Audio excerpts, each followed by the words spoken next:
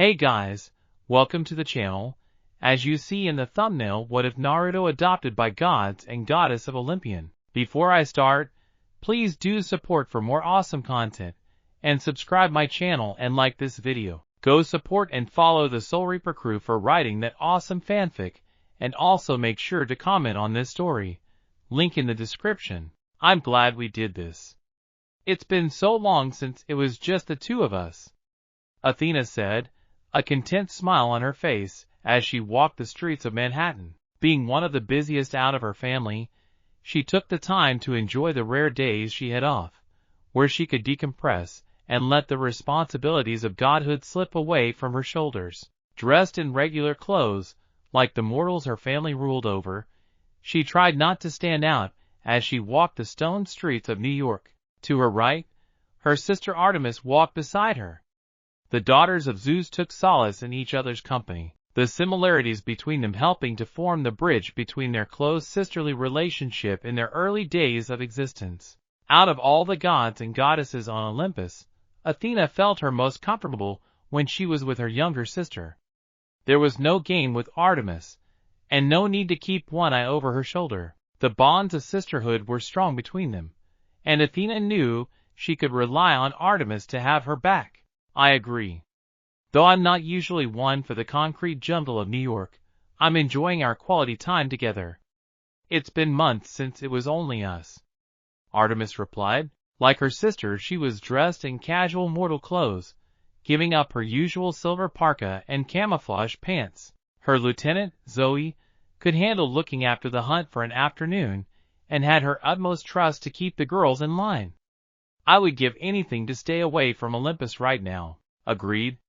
Hera is on the warpath again, and I have no desire to be in her way, Athena replied. Her last memory of the queen was watching the beautiful woman storming towards Zeus's temple, the earth cracking beneath her sandals, and her eyes radiating godly power. She didn't need to be the goddess of wisdom to understand what was happening. Whenever Hera found out Zeus had cheated on her again, all of Olympus fled from the incoming war zone. Nothing good came from an argument between the king and queen, and no god or goddess had any desire to get wrapped up in the quarrel.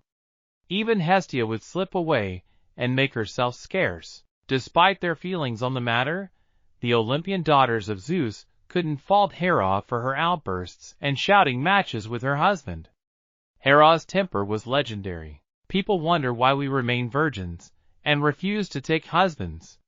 Case in point, Artemis joked, pointing up to the sky, and making her sister laugh. Seeing Zeus's volatile marriage to Hera would turn most people off of the concept of marriage. When one half of the married couple was not as committed as the other, then it made said marriage redundant in their eyes. From what they could gather by the volatile argument Zeus and Hera got into on the winter solstice, Zeus had fathered a little girl somewhere in California 3 years ago, and the mother had brought her to Manhattan. Her name was Talia, named after one of the muses, and was the first child born to their father since before World War II. Their father and their uncles had vowed to never sire another demigod.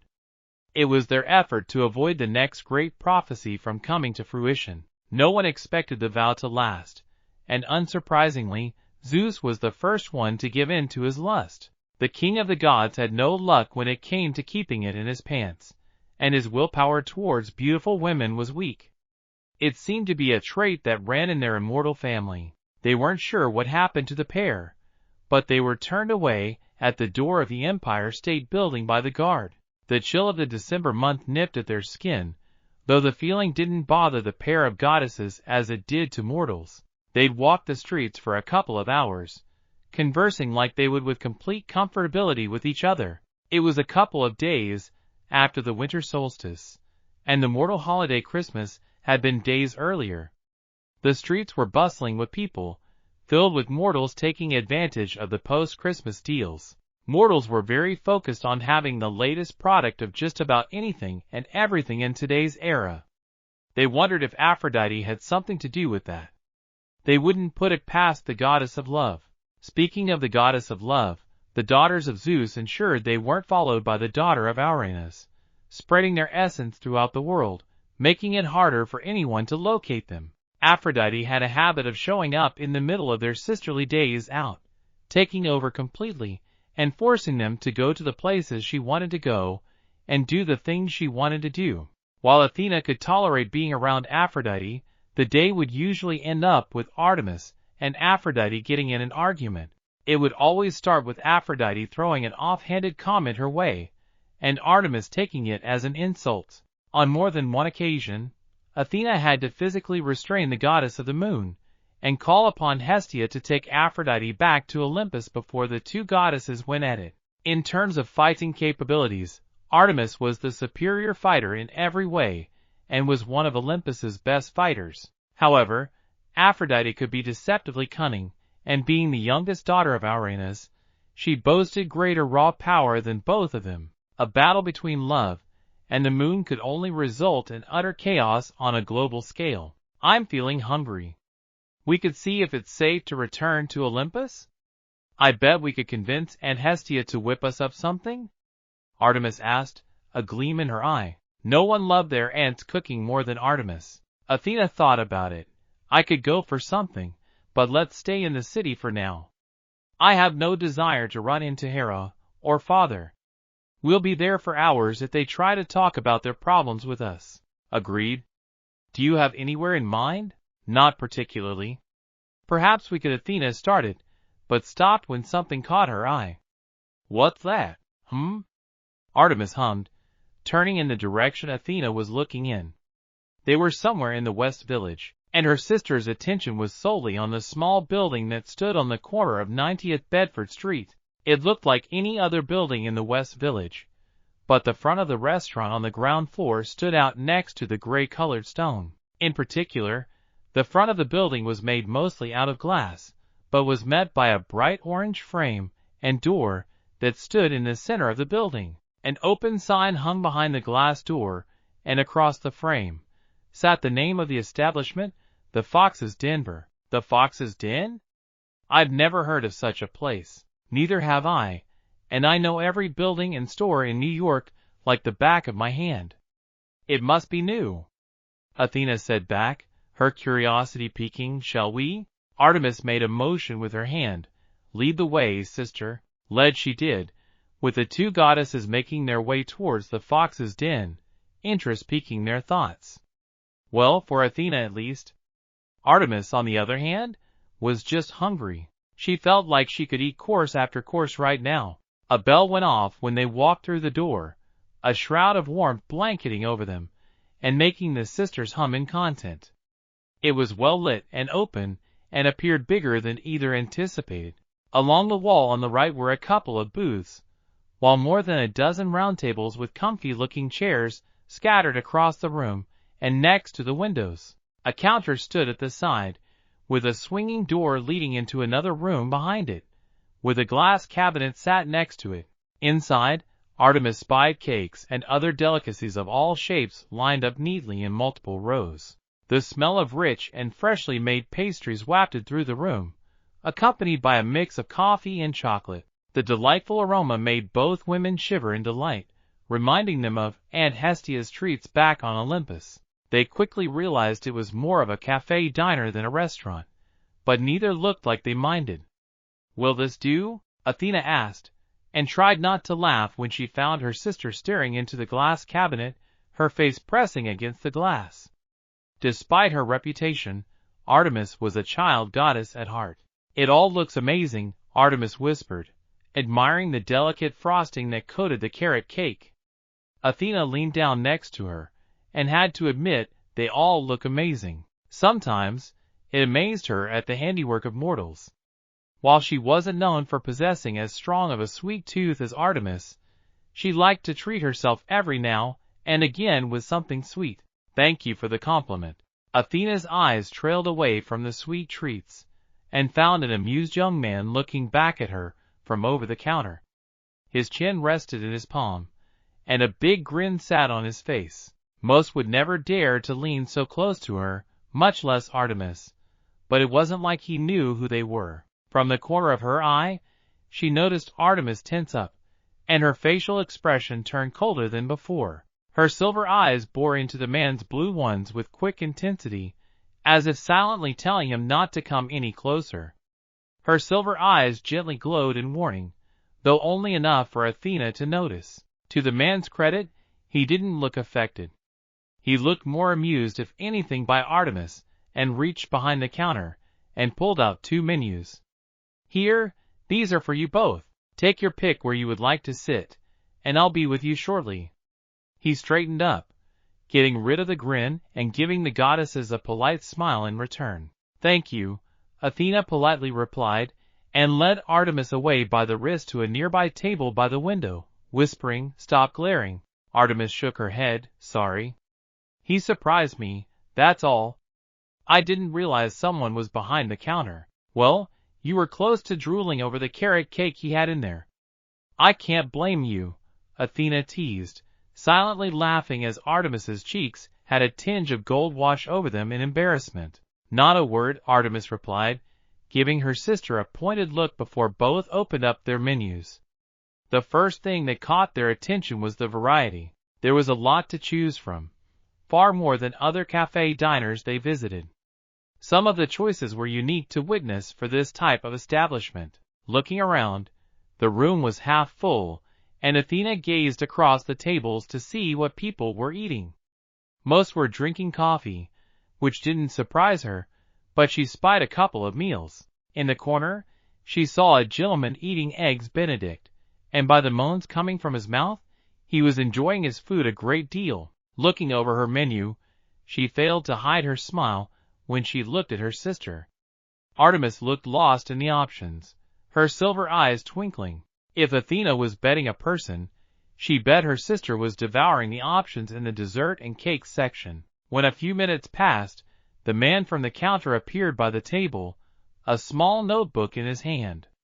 No longer standing behind the counter, Athena and Artemis got a good look at him. If they had to guess, he looked the same age as Athena in her current form, somewhere in his mid-20s. He was blond with bright azure eyes. His skin was tanned and looked like he belonged on a beach somewhere in California. He was tall, around the same height as Apollo and Hermes in their mortal forms, and was built lean. He was dressed in smart casual wear, with dark jeans and a white shirt, and around his waist was a black apron with the logo of the diner on the front in orange. At first glance, they thought he was a son of Apollo since he had the typical traits of their brother's demigod children. However, getting a sense of the man, they couldn't sense any godly connection that a demigod typically had. "Good afternoon, and welcome to the Fox's Den. My name is Naruto. It's nice to meet you both," he introduced and glanced at Artemis. "I'm sorry if I startled you earlier." Artemis narrowed her eyes up at the man, but saw no ill will in his gaze. "It's fine, but you didn't startle me. I was just engrossed in your selections in the cabinet, that's all." "I see. Thank you for the compliment, though.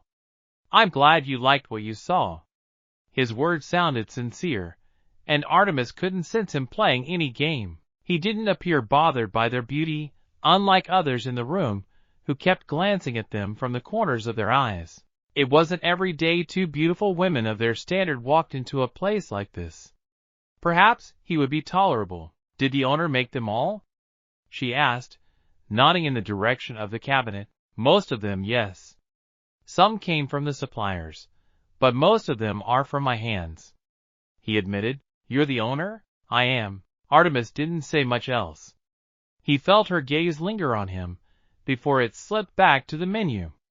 He took that as his cue to move on and turned to Athena. "Naruto, you say?" Athena asked, leaning back on her chair and appearing amused by his name. Her gray eyes sparkled with curiosity. It's rare to meet someone with a Japanese name, and yet doesn't appear to hold any ties to Japan. He laughed. "I guess you could say my parents had a flair for exotic names." "I see that. I must say, your menu is unique. It's not like other menus you see for a cafe diner like this one." Athena mentioned. Any reason for that? She didn't know what she expected for him to say, but she didn't expect him to shrug. "Not really. I'm fortunate enough that I've traveled the world and learned all types of different delicacies each country has to offer. I did think about creating a restaurant, but I've always preferred cafe diners. I find them to be more intimate and gives you more of a chance to get to know the people that visit. Athena nodded. Did you ever get a chance to visit Greece? I happen to be Greek myself. Nu pi omicron rho. Cap alpha iota beta rho cap alpha tau omicron nu chiron omicron mu omicron upsilon sigma alpha nu epsilon lambda lambda delta alpha pi omicron lambda epsilon upsilon chiron iota sigma omicron. I can, and I found my time very enjoyable. Both Athena and Artemis looked surprised at his sudden language change. It wasn't often they met someone in New York who could speak Greek. It wasn't a language most people chose to learn, unlike French or Spanish. Getting over her surprise, Athena gave him an appraising look. I'm impressed. You speak well and fluently. Thank you. It took a long time, but I finally managed to catch on, he replied, before clicking the top of his pen. Are you both ready to order? I think so, Artemis muttered, giving her sister a pointed look before looking back at the blonde. I'll take a hot chocolate, with a slice of the carrot cake. Could I also have a dash of vanilla in my drink, please? Absolutely, he replied, before adding, would you like whipped cream and chocolate sprinkles on your hot chocolate? I would, yes. I'll take a latte, please. Like my sister, I'll have a dash of vanilla in my drink. And may I ask, what is your special dessert of the day? Athena asked. Her interest peaked when she saw that little nugget on the menu. Of course. The specialty today is a lemon curd Italiano semifreddo. He told her and failed to hide his smile when he saw her eyes sparkle. She liked the sound of that. That sounds wonderful. I'll have that, please. Naruto nodded and wrote down the order. Absolutely. You're in luck. We ran out an hour ago, but I've got the next batch almost ready. It will take about 10 minutes if you don't mind waiting. It's proved to be very popular today. That would be fine. Athena nodded and watched him walk away. When he walked back behind the counter, she turned to her sister and noticed her silver eyes gazing straight at her. What? I didn't say anything. No, but you look like you want to say something. It's nothing. I'm just noticing how chummy you were with the man. Athena rolled her eyes and scoffed. I was merely caught off guard by the way he spoke Greek. It's not every day someone in New York can speak fluent Greek. If he can learn a second language and open up his own business, it means he's got one of these. Athena poked the side of her head. Plus he's the only one not leering in our direction, which is nice. I swear, if that man in the corner licks his lips in my direction one more time, I will throw this knife straight into his eye. She picked up the knife and toyed with it between her fingers. You know I would. Oh, I know you would, sister. Athena laughed, plucking the knife out of her sister's hand and putting it back on the table. The last thing she wanted was her sister to make a scene. Artemis huffed and tried to look annoyed at her sister, but started to laugh along with Athena as her sister gently kicked her under the table. We should do this more often. It's nice to get away from everyone. I agree. It's not like my hunters are incapable of looking after themselves once a week. I think once a week would be lovely. It wasn't long before they were interrupted by the blonde barista, who placed their drinks on the table in front of them. Both goddesses looked impressed with their orders and recognized the signs of someone taking care and pride in their work. Artemis did her best to keep her face from drooping as the delightful smell of her hot chocolate wafted around her nose.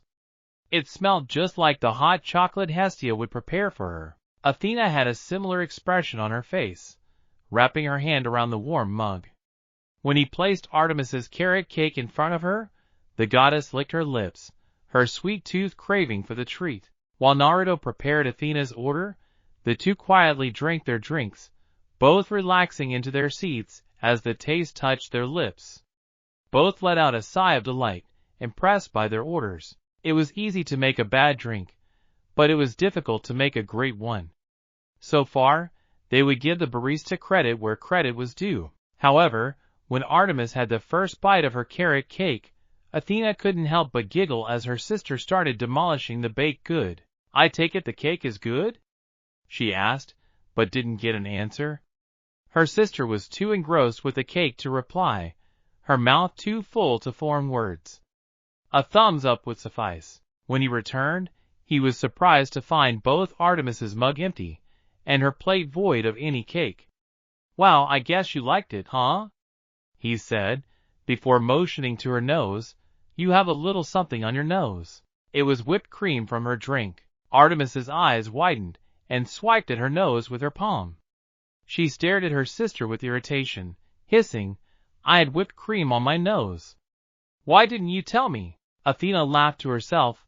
"I thought you'd realize eventually," she teased, before noticing the plate in his hand. "For me?" He nodded. "For you.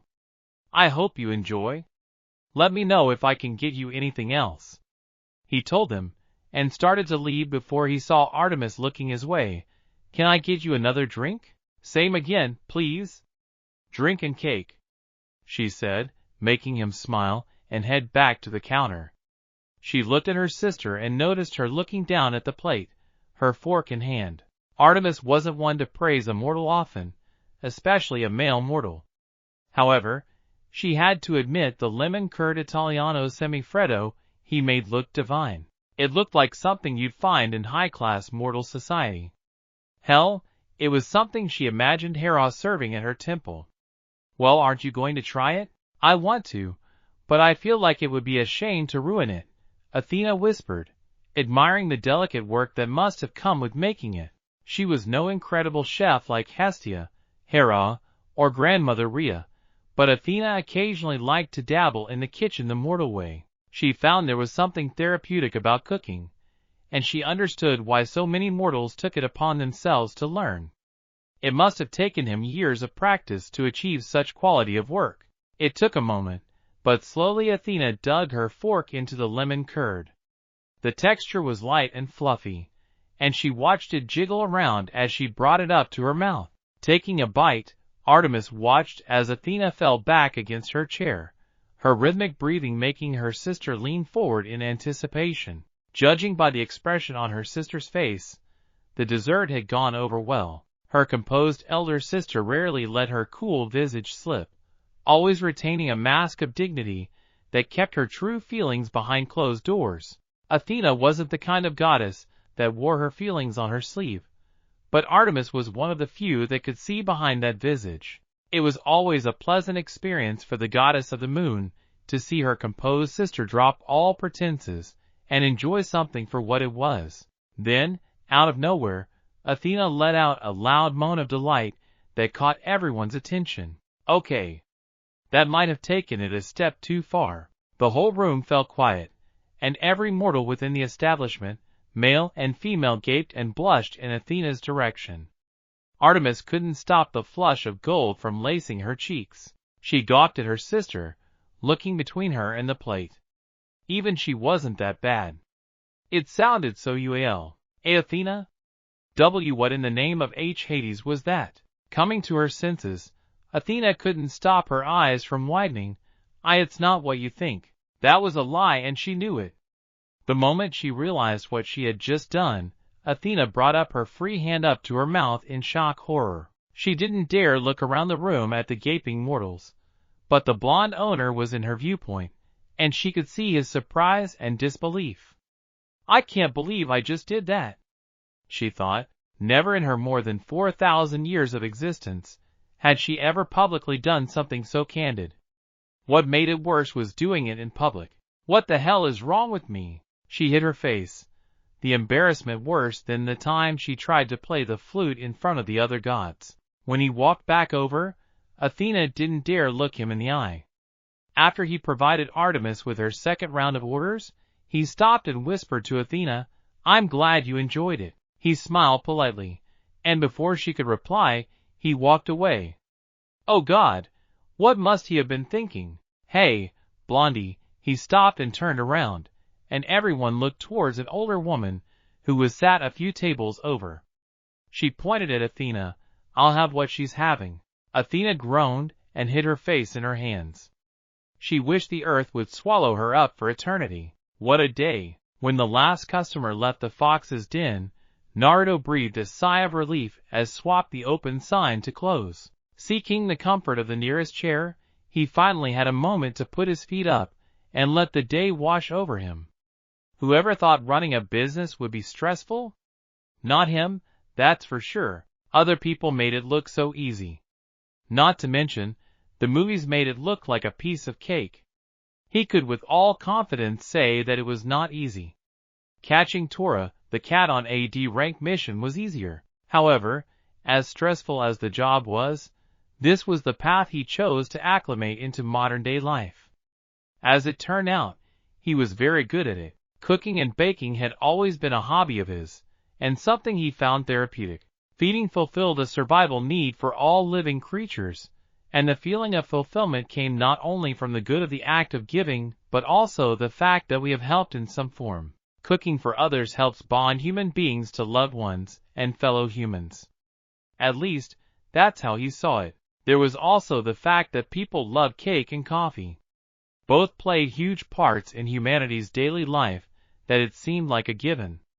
Rubbing his forehead with his forearm, he clapped his hands together. All right, guys, you know what to do. The door that led to the kitchen and the back room swung open, and 3 of his shadow clones marched out in a single file, giving the original Naruto a salute as they started the evening's cleanup. The evening had been a busy one with the post-Christmas rush. A lot of families had stopped by and spent the majority of the evening, as well as couples of all ages enjoying the post-Christmas bliss and exploring the post-Christmas deals throughout the city. Perhaps he should have opened up in the new year like he originally intended. At least, that way, he could ease into modern life a little easier, without having to deal with the Christmas holidays and all it brought with it. Humanity sure had changed.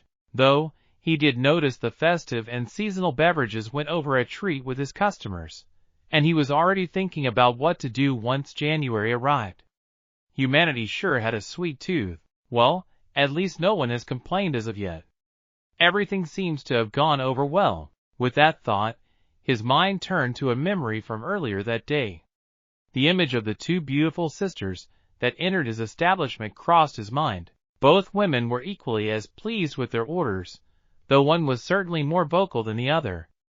Naruto had almost dropped the other woman's order when the moan of pure delight reached his ears. He was no blushing virgin, but the fact remained it caught him by surprise. He was aware food could be an aphrodisiac, but he didn't think it was to that high of a degree. The sisters had stayed for an hour after that, with the one with gray eyes remaining silent for the remainder of their stay, too embarrassed to say another word, while the other demolished another 2 servings of hot chocolate and carrot cake. Where the auburn-haired sister put it all, he didn't know, but it was impressive to watch. Anything he put in front of her vanished within minutes. Not since Elagabalus of Rome had he seen someone devour his culinary wonders with such gusto. Heck, even Elvis in his later years had some form of restraint. What a peculiar pair of women they were. He hoped they came back again soon. Watching his clones wipe down the tables and take the empty plates and cups to the back, he stood up and stretched his back, humming in wonder as he felt those necessary pops in his back. Taking the broom out of the closet, he got to work in doing his part before heading home for the night, and doing it all over again tomorrow. Athena, come on! We need to hurry! Artemis called out, her patience wearing thin as she paced around Athena's library. I'll be a moment more. Just wait 1 more minute, Artemis. You said that 5 minutes ago. Don't you understand time is of the essence? The response the goddess of the moon received back was a delicate laugh from her sister, accompanied by the sound of one of Athena's many rolling ladders connected to the hundreds, possibly thousands of bookcases that housed Athena's books. If one was to imagine what the personal library belonging to the goddess of wisdom looked like, all one had to do was imagine the New York Public Library, and then magnify it many times over. Only then would someone begin to imagine how endless and ever-growing it appeared to those who were not the goddess herself. Even Artemis, after thousands of years of visiting her sister in her temple on Mount Olympus, still required the aid of Glaucus, Athena's companion, to navigate her way through. If it were any other occasion, then Artemis would be in a more patient mood. However, It had been 3 weeks since their last outing together, and Artemis had been counting down the minutes for their next trip to her new favorite spot in the city. Their plan to spend sisterly time together once a week hit a pair of road bumps called Zeus and Hera, with the two elder gods pulling them away the moment they returned from their last outing weeks ago. Neither Athena nor Artemis had much time to spare after that. When they weren't fulfilling their duties to their godly domains, they were on Olympus, aiding their aunts and playing peacekeeper between the king and queen. It was frustrating to no end, but neither could find the right opportunity to slip away without being noticed. Now, 3 weeks on, some form of normalcy was beginning to return. Although Zeus was still forbidden from entering Hera's temple, the queen had finally ceased in stirring up a shouting match with her husband. In everyone's minds, the month of June couldn't come quick enough. Pacing within Athena's temple, the goddess of the moon knew why Athena was stalling. Her embarrassment from their first visit was still fresh in their mind, and Artemis was well aware her sister did not do well with embarrassing situations, especially when she was at the center of it. For what must have been the first time in her immortal life, Artemis was looking forward to delicious food that was made by a member of the opposite, who knew miracles could happen. I swear to Hades, Athena, if you don't hurry up, I'm leaving without you. Don't you understand she could appear at any moment? She's done it before. Fine. Fine. I'm coming. True to her words, the sounds of Athena's rolling ladder grew louder, and the goddess of wisdom appeared on Artemis's right field of vision. She was stood on the midstep, carrying half a dozen books tucked between her arms. To Artemis's relief, Athena was already dressed for their outing to the mortal world, her dark hair neatly tied up in a high ponytail. Though it only took a click of their fingers to change their attire, the younger of the two goddesses wasn't willing to waste another second. I can finish these later. Let's go before you wear down my floor with your constant pacing. Athena had barely stepped off the ladder and discarded her books when she felt her sister grab a hold of her wrist and proceed to drag her out of her temple. Honestly, Artemis, I'm more than capable of walking by myself. Athena didn't get a response back. She quickened her pace, bringing her level with her younger sister, and noticed her silver eyes darting between bookcases. You don't remember the way out, do you? You keep changing the layout. Just stick to one design and keep to it.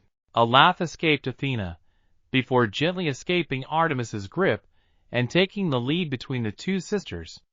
Follow me. Having designed the latest layout of her library, she could understand why other members of her family found themselves lost within her temple. An underlying rule on Olympus was that gods and goddesses don't teleport directly into each other's temples. Their temples were like their own personal and private space, a place they could escape from the world, and from the crazier members of their family. However, despite the no teleporting rule, it didn't stop the more annoying members from waltzing through the front doors like they owned the place. Artemis was one of the few Athena gave express permission to enter her temple, knowing her sister would not exploit or betray her trust. You need to make a map of this place. It would make life a lot easier. Artemis muttered, though she perked up when she saw the exit. What? And run the risk of Apollo or Hermes getting their hands on it? Not a chance. Their younger brothers, Hermes in particular, could be notorious pranksters if the chance arose. The two male gods were arguably each other's best friend despite their rough start when the god of messengers stole Apollo's cattle. Since then, the two were as thick as thieves, and two of Olympus's biggest playboys. The idea of them getting a hold of her library's layout sent shivers down her spine. Her spear would run with godly ichor if the pair ever tried anything. As soon as they were out, Artemis's pace quickened as they headed for the golden doors to Athena's temple. Come on, she ushered, trying to get her sister to walk faster. I don't know where that damn Aphrodite is, but I don't want her catching us. I don't know how she does it, but she's sneakier than some of the deadliest creatures I hunt. She has this habit of appearing at the most inconvenient moment. All right, Athena replied, her heels clicking against her temple floor. I don't think I've seen you this excited in a long time. That mortal has certainly left an impression on you. Don't read too much into it. Artemis insisted, her eyes never leaving the set of golden doors. As they got closer, his establishment provides a warm and comforting aura, and it's nice to be in the presence of a male that didn't spend the entire time leering at us. It's a refreshing feeling. A dusting of golden ichor washed over her cheeks. His food and hot chocolate were nice too. A bark of laughter escaped Athena. I think we both know you liked it more than that. What were the words you used after we left? Athena tapped her chin. Oh, that's right. It feels like someone poured ambrosia and nectar all over our taste buds, and covered us in a warm blanket. I don't remember saying anything like that. Funny, because I do. Why yes, well, Artemis stuttered, as she pressed her hand on the doors and pushed it open. At least I didn't let out a loud and UL moan after a single bite of lemon curd. This time it was Athena's turn to splutter in surprise. It was not a UL moan. Yes, it was. No, it wasn't. Besides, how would you know? Don't turn this around on me. The two sisters narrowed their eyes at one another. Though close, the sisters did have the odd tiff, as rare as it was. As Artemis prepared to throw another barb her sister's way, and Athena was trying to come up with an excuse for her past action, the rich smell of perfume hit the pair of goddesses like a ton of bricks. Their bodies froze and slowly turned their heads in the direction of the door, where a haze of pink smoke enveloped the doorway to Athena's temple. Neither could say a word as the very person they were trying to avoid being caught by appeared in all her stunning glory, currently possessing baby blue eyes that shined as bright as sapphires, with bouncy dark chocolate curls that hung down to the middle of her back. The goddess of love was midway through knocking on the door, when she noticed Athena and Artemis standing in her way. Aphrodite blinked in surprise, but soon became a bundle of joy as she clapped her hands together, seemingly oblivious to the frozen stare she was getting. Oh, how wonderful! I was about to come and find you both, but you've saved me the trouble, she said, reaching forward. Neither Athena nor Artemis could do anything as Aphrodite looped an arm through each of their arms and marched them out onto the streets of Olympus. Let's have a girls' day, just the three of us. Won't that be terrific? The goddess of love wasn't giving either of her fellow goddesses a chance to back out. This was happening whether they wanted it or not. As their senses returned to them, Artemis shot Athena a look of betrayal as she realized the predicament she was now stuck in. I told you this would happen. All Athena could do was sigh, and thank the fates that Aphrodite hadn't appeared seconds earlier. Stretching his arms out in front of him, the blonde owner of the Fox's Den found himself leaning against the counter as he stared out the window and across the street. Trying to repress a yawn from breaking out, he turned and looked across the inside of the den, taking in the people that were visiting. It had been a slow day compared to the last couple of weeks, but with Christmas over and children returning to school and adults returning to work, a routine was beginning to form through his weekdays. Saturday was always going to busy, while Sunday he was only open for half a day. Even he needed a break and time to rest. Boy, the last hour is dragging. Right now, he was in the middle of the slow period. The afternoon rush during lunch had proven to be one of his busiest periods of the day, some opting to stay in while others chose to take their food away with them and find a quiet spot to eat in solitude away from the bustling streets. It was a few minutes past 2, and the people slowly filtered out until the room was only a third of the way full. It wasn't that he wasn't enjoying the peace, but there was something about the pressure from the swarm of people all coming in at once that got his blood going. In the back room, he knew his clones were hard at work. At least, that's what he was hoping anyway. Even after all this time, his clones still had a habit of doing things their way when they got antsy, but those moments had become few and far between. These days, they did as they were told, and he was thankful for it. Noticing a hand waving at him from one of the tables next to the window, he smiled and walked over with his notepad and pen in his apron pocket. "Another black coffee for you, ma'am?" he asked, watching as the young blonde woman stared down at the papers spread out on the table. From what he gathered, the young woman was in the middle of her training to become a teacher.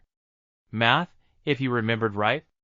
She'd come in 2 hours ago, during the lunchtime rush, and had yet to leave. Every time he looked her way, he found the woman biting down on her pencil, leaving tiny grooves in the wood. It looked like she was preparing for an exam if the papers were anything to go by, with notes and scribbles covering the blank spaces. Yes, please. She picked the mug up and held in his direction, her eyes never leaving the paper. How are you getting on? I can't say math was ever one of my fortes. It's going fine. I'd be better with another cup of coffee though. One of his eyebrows went up, but he said nothing.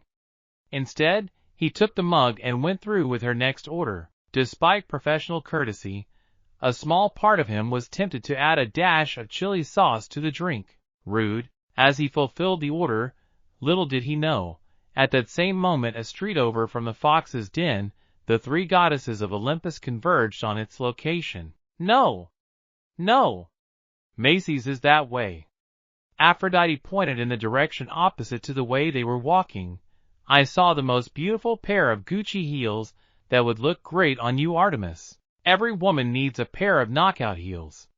Why couldn't Artemis understand everything she was trying to do was ultimately for the betterment of the moon goddess? Let me help you. Biting back a curse, Artemis pulled the struggling love goddess along the pavement. And I told you, I don't need a stupid pair of heels.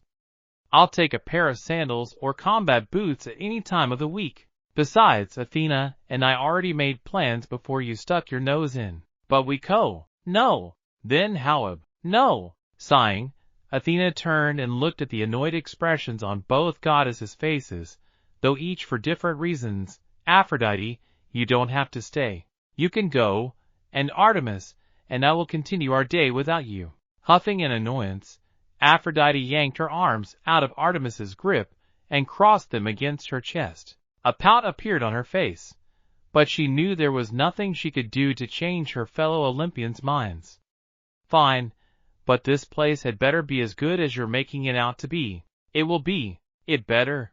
Aphrodite watched as Athena's and Artemis both suddenly stopped and stared up, coercing her to do the same. When she did, she found herself looking at the most sickly shade of orange she could imagine, with a name written across it, the Fox's Den. She turned her attention back to the two goddesses. This is where you wanted to go? If you want to go to a cafe, I know a great little place in Paris. It's a terrace cafe at the western end of the Isle de la Cite. No, this will do fine, Athena retorted, not allowing Aphrodite to usurp their day off. Before Aphrodite could reply, Athena cut her off. Aphrodite, trust me when I say you're going to like it here. Opening the door, Athena eagerly walked inside, the bell ringing off, and followed closely by Artemis, whose tongue was poking between her lips when she spied the cakes through the window. Realizing it wasn't going her way no matter what, Aphrodite relented and followed after them. Fine then. She hoped it would be worth it. The second she stepped through the doors, her negative thoughts melted away as a wave of warmth covered her body like a warm comforter, and the rich smell of chocolate and coffee enveloped her senses. The delightful aroma forced Aphrodite to stop in her tracks and take a moment to bask in the glow she was feeling. Her eyes hovered across the room, taking everything in from the shade of the walls to the fixtures hanging from the ceiling. Oh, how quaint! She clapped her hands together, eliciting an eye roll from Artemis, though Athena seemed pleased at the reaction. It smells divine in here. I can see why you wanted to come here. Skipping forward, she mimicked Artemis's actions from the first visit and pressed her dainty hands against the glass cabinet. These looked delicious. Proving her point, she licked her lips and tapped her fingers on the glass.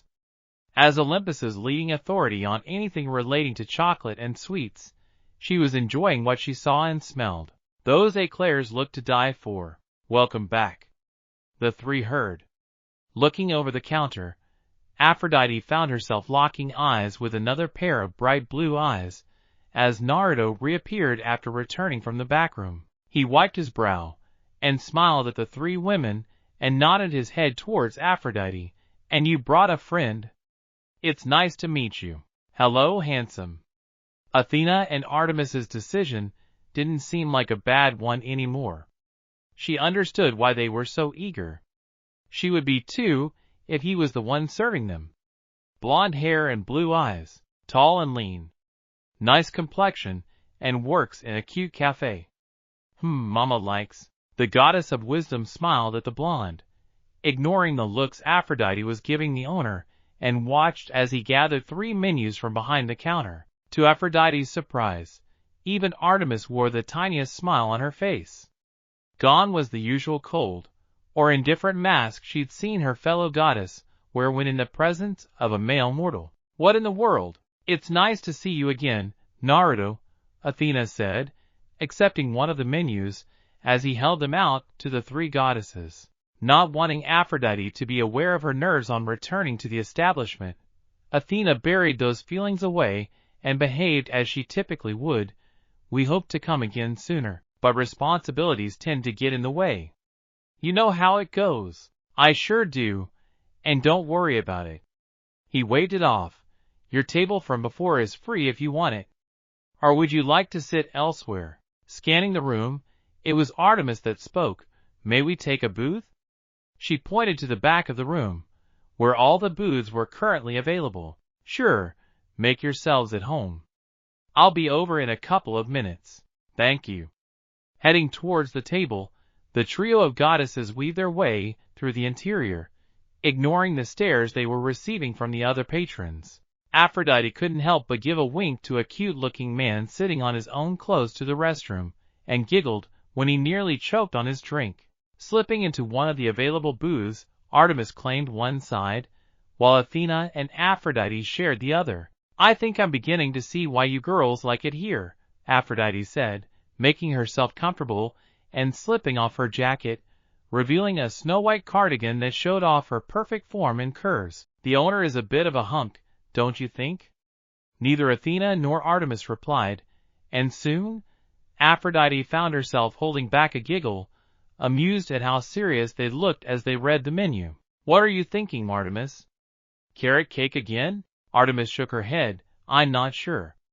It was heavenly last time, but I feel like I should try one of the others. Red velvet, maybe? There was too many to choose. That's a good one. Though, it would be hard to beat Aunt Hestia's red velvet cake from 7 years ago, during the summer solstice. That's what I was thinking, but I'm tempted. I think I'll pick a hot chocolate again, though. Artemis looked up from her menu, her silver eyes staring into Athena's gray ones. Are you going with the lemon curd again? Aphrodite noticed the thick gulp by the goddess of wisdom, and watched her bring the menu up close to her face. No, not this time. Besides, that was a special of the day. I doubt he will have it again. I might go for something a little different. Watching the back and forth, Aphrodite's lips formed a tiny O shape, listening to her fellow goddesses converse. She wanted to know what the fuss was all about. They talk as if it's the best thing in the world. Like many of Olympus's goddesses, Aphrodite had wined and dined in the finest establishments humanity had to offer, whether it was the high society life of the rich and famous in Hollywood, New York, Paris, or London, and being catered to by the best chefs that ever lived. Aphrodite couldn't understand why Athena and Artemis were getting lost in the menu the way they were. Surely it wasn't that good? It was just a cafe diner in the middle of West Village. They weren't even on the Upper East Side. Not to mention no one in the world could compete with the delicious delicacies that Hestia, Hera, and Mother Rhea were known to create. It just wasn't possible. Opening up her menu, she scanned through the first page before her eyes widened. Wow! Look at that menu. There was so much to choose. Her favorite cafe in Paris didn't have a menu anything close to this. Oh! Today was going to be a good day. The table fell silent, each goddess finding themselves as wrapped up in what to choose as the other. Beneath the table, all 3 tapped their shoes against the hardwood floor as the choices ran through their minds. None of the 3 Olympians looked at each other, their eyes glued to the options. Athena had her eyes narrowed, Artemis was eagerly licking her lips, and Aphrodite was busy biting a nail. What to choose? As expected, after a couple of minutes passed, All three felt Naruto appear by their table, his notebook and pen in hand, and giving them all his trademark smile. Thanks for waiting.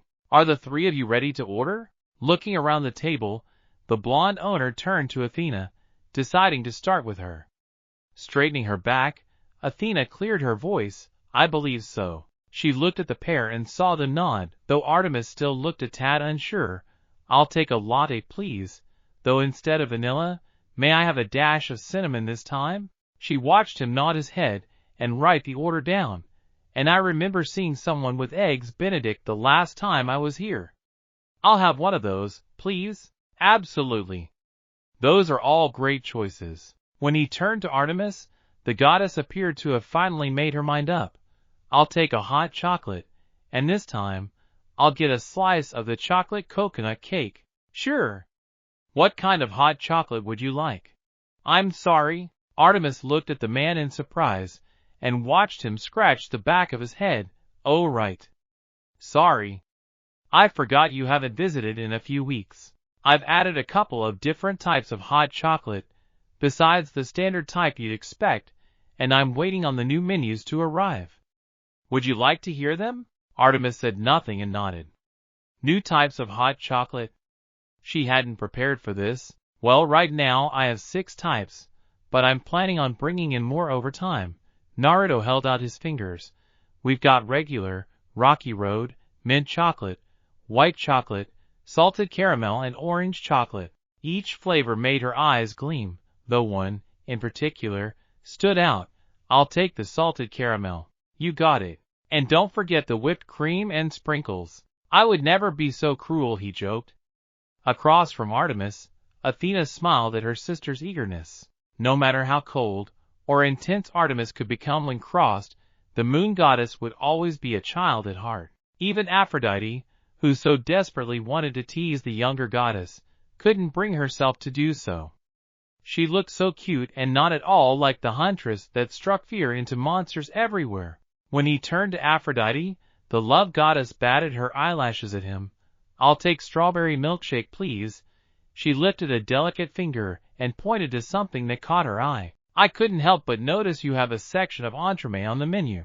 I do, yes. Her smile widened and leaned forward on the table. It's rare to find that type of dish outside of France done well. Most people tend to overpower one layer too much, causing the rest to suffer. You sparked my curiosity. Her hand came up and rested in her palm, purposely posing in a way that enticed most men she met. Next to her, Athena and Artemis frowned. I'm no connoisseur, but I've spent a great deal of time in Paris and around France, learning the language. So, I know how a good entremet should taste. The blonde owner listened and smiled. If it helps you in making a decision, then you should know I learned how to make entremet during my time in Paris. Aphrodite's eyes shined at that piece of information. Take your pick, and I'll make it my duty to knock your heels off. Very well, challenge accepted. Winking up at him, she briefly looked across the selection before making up her mind. That one. The apple spice one, please. Good choice. After he finished noting the orders down, he bowed his head to the 3 ladies, though kept his eyes on the love goddess. Je reviendrai avec vos commandes sous peu. I will return with your orders shortly. A short gasp escaped from Aphrodite's lips as she watched him walk away. Before long, it was replaced by a smirk and gleam in her eyes that her fellow Olympians had seen one too many times. You didn't say he spoke French. This mortal got better and better by the second. Athena looked equally as surprised. I didn't know. Though he does speak Greek, and he did say he traveled around the world. Perhaps I should have foreseen the possibility that he could speak numerous languages by that information alone. Athena leaned back against her seat, ignoring Aphrodite's surprise, and watching him from the corner of her eye. He's a very surprising mortal. It had been some time since a mortal had piqued her interest in such a way. That was one more thing she could say that she liked about the blonde. He's might be the only male mortal I can tolerate. Artemis added, before narrowing her eyes at the love goddess, which is why I forbid you from trying to take him to your bed. What? Hey, you can't do that. Aphrodite whined, leaning forward and stared directly at the younger goddess. Besides, who's to say I would? Next to her, Athena scoffed. Don't think we don't recognize that gleam in your eyes, Aphrodite. We know how you operate, she warned, stealing her gray eyes, and I concur with Artemis. Don't get any funny ideas. Who I bring to my bed is my business, not yours. Well, I like coming here, so I'm making it my business. Why don't you stick to your Girl Scouts, Artie? Why don't you stop corrupting every tolerable male out there? Maybe you'll notice more of them if you spoke first, and shot an arrow later. How about you close your legs for once, instead of acting like a 24/7 7-Eleven? Kick! Artemis's eyes widened, before leveling the love goddess with a glare. Did you just kick me? In response, Aphrodite did the grown-up thing and stuck her tongue out at the moon goddess. Alright. That's it. Kicking the love goddess back in return, the two women spent the next couple of minutes kicking and stamping each other's legs, with each swing getting harder and more creative than the last. It would have been a comical sight watching the two beautiful goddesses squabbling if Athena hadn't manipulated the mist around them. To the eyes of the mortals around them, all they were seeing was the three women conversing casually. I should have known, Athena thought, observing the two squabble like children, both amused and annoyed at the same time. She could feel a headache coming on. The two were the polar opposites of each other, and they never failed in bringing out the worst in each other. Subtly, Athena moved any cutlery away from the moon goddess.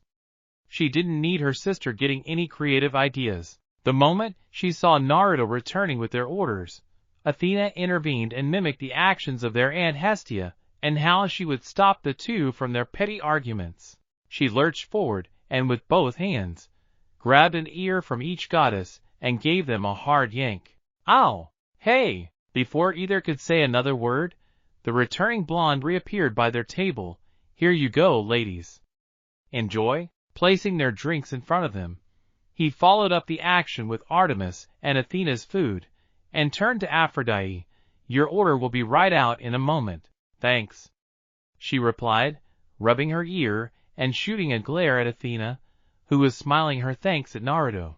Once the pain in her ear passed, Aphrodite found herself gripping the straw of her milkshake. As she hoped, it was in a tall glass with whipped cream and rainbow sprinkles coating the top of the drink, and a small strawberry delicately placed on the rim. It smelled divine. Looking around the table, she found herself looking in amazement as Athena sunk into her seat, her latte cupped in one hand while the other held her fork. She looked completely and utterly at peace as she took a bite of her eggs Benedict. It was an expression she rarely saw from Athena. Barring the occasions the goddesses of Olympus would commute around Hestia's hearth. Across from her, the annoyance slipped away from her occasional rival goddess, whose silver eyes lit up like a child on Christmas morning. Watching Artemis, she had to hold back a laugh as a mustache made of whipped cream coated her top lip, while her hand brought up a piece of her coconut cake, which looked incredible. She wanted to tease her, but decided to leave it be. Puckering her lips, Aphrodite took a swig of her drink and blinked as the sweet drink enveloped her godly taste buds. It was neither too thick nor too thin, and walked that fine line between too sweet and not sweet enough. To put it bluntly, Aphrodite thought it was one of the best milkshakes of her life. Holy Mother of Rhea, that's good, she whispered, loud enough for Athena and Artemis to hear her, the former of who smirked as she enjoyed the taste of cinnamon in her latte. For the next minute, the three sat in silence, with Aphrodite swaying her legs from side to side beneath the table, her head resting in her palm, as she relished in the taste of her milkshake. Oh, she was coming back for sure. She could see herself becoming a regular if everything was as good as this. She was so wrapped up with her delightful drink that she didn't even sense Naruto appear beside her and lay a plate in front of her. She was about to speak but found her words lost on her as she gazed down at the plate. Oh my! Enjoy? Walking away, Athena and Artemis looked up from their dishes, staring at the love goddess as she pushed her milkshake gently to the side, her hands clasping together as she stared down at her order. Neither woman could fault since both looked as mesmerized at the sweet treat on the plate. Sat on the top of the incredible-looking orange-colored pastry was a spiral-shaped apple garnish, and cinnamon sticks delicately leaning against the garnish. Like before with the lemon curd, Athena and Artemis thought it looked like something Hera would serve at her temple. The queen of the gods only accepted the best of the best, and the apple spice entremet Aphrodite ordered looked like it belonged nowhere else. "Wow," Artemis muttered. "It looked amazing." "It looks incredible," Aphrodite whispered, picking up her fork and digging into her sweet treat. Part of her didn't want to ruin the beauty of the dish. No one relished in beauty as she did. It was one of her domains after all. Slowly, she took a bite and fell back against her seat at the explosion of flavor. Her lips pursed together, and her fellow goddesses watched as her pupils exploded in a myriad of colors, like a kaleidoscope. "I think that's one more person won over." Both Athena and Artemis froze, and steadily looked up from their meals. A flush of gold dusted across their cheeks. Across the room, like it did weeks earlier, the whole room went silent, and everyone, Naruto included, stared in Aphrodite's direction. The goddess of love cared little for the reactions going on around her, too busy enjoying her godly taste buds getting overwhelmed by the flavor. Artemis almost choked on drink. "Oh no. Not again. At least it wasn't me this time," Athena thought, her fork hanging in the air, watching Aphrodite dig into her meal like a woman possessed. "She's worse than Artemis." Bits of mousse covered her lips, and crumbs covered the edge of her mouth.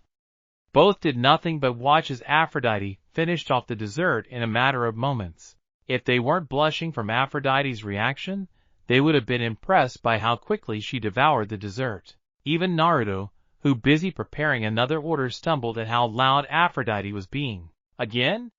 he thought. Handing the customer their drink, Naruto slowly walked over to the table. On the one hand, he was happy to see he'd won their little challenge. He'd yet to have a complaint come through his doors, and he didn't plan on starting today. On the other hand, did she have to be so vocal about it? His blue eyes gazed across to Athena, giving her a look amplified her embarrassment. "I guess you two must be related too, huh? You're a lot alike," he joked. Athena shrank in her seat, her hands covering her face. Just once, she'd like to come to the fox's den without being filled with embarrassment. Hearing his voice, the goddess of love turned her head, ignoring the fact she had mousse and crumbs all over the lower half of her face, and looked at him with widened eyes. Before Athena or Artemis could say or do anything, everyone watched as Aphrodite stood up on her seat, perfectly balanced in her heels, and making herself taller than the blonde. The myriad of colors was rampant in her eyes, switching from blue to green to brown, and every other color imaginable, though only her fellow Olympians could see it. "Is everything okay?" The blonde owner started to speak, but was silenced when she rushed forward, slamming her lips against his. His eyes widened, and felt a pair of arms snake around his head, her petite fingers threading themselves through his hair and pulling him in close. He could feel her nibbling against his bottom lip, and couldn't help but place his hands on her hips. He didn't know where else to put them. He could taste the apple and cinnamon from the dessert, along with the almonds he added to the mix. He wasn't sure how long he stood there, but he could feel the shocked expressions from his other customers staring at them. The clattering of cutlery dropping was a telltale sign. "Aphrodite, that's the opposite of what we told you to do." Both Athena and Artemis lurched forward and grabbed the older goddess, pulling her back and forcing her back to her seat. Artemis looked as if she wanted to wring the love goddess's neck. This was what she was afraid of. "You can't help yourself, can you?" Artemis hissed. Athena glared at the back of Aphrodite's head. If it was possible, the goddess of wisdom would be glaring a hole into the back of her head. Their anger only intensified when Aphrodite started giggling. She batted her eyelashes his way and blew him a kiss. "Say thank you like a normal person. Don't worry, ladies, I'm sure he didn't mind." She continued to giggle, ignoring the fact that Artemis looked ready to combust. She wished she had her hunting knives with her. Slowly, Her giggling ceased, and the blonde owner watched as she mouthed, "Merci pour le régal." "Thank you for the treat." She sent a wink his way too. The surprised Naruto stood there staring at the three women, his free hand coming up and touching his lips. He could feel the sensation of her lips still on his, her tongue begging to wrestle with his. Tasting past the dessert, he detected a hint of honeysuckle, and had a feeling there were smears of the woman's pink lipstick on his face. How long has it been since that happened? He honestly couldn't remember. Behind him, the bell to the fox's den rang, and Naruto took that as his cue to turn around and leave, ignoring the woman's resumed giggling. He weaved his way through the tables and chairs, ignoring the stares sent his way, and returned to his spot behind the counter, trying to control the blush on his face. Welcome to the fox's den. Letting out a yawn, Naruto rubbed his face as he tried to wipe the sleep out of his eyes. Waking up at 5 a.m. every morning had been a struggle initially. For as long as the blonde shinobi could remember, he'd never been a morning person. From his time in the academy to his days as a member of Team 7, and even during his tenure as the 7th Hokage of Hidden Leaf Village, waking up at such an obscene time was a struggle. These days, being the owner of a cafe diner required him to open up hours before the rest of the world opened their eyes, and get everything ready for the day that lay ahead. He didn't have the luxury of Kakashi-sensei, or later on, Hinata, to wake him up anymore. He could have made a shadow clone and have the clone do it, but he knew if he did that, and remained in bed, he would do it every morning. He didn't want to fall into the trap of beginning a bad habit. It was the same reason he didn't use the Hiraishin to get to work.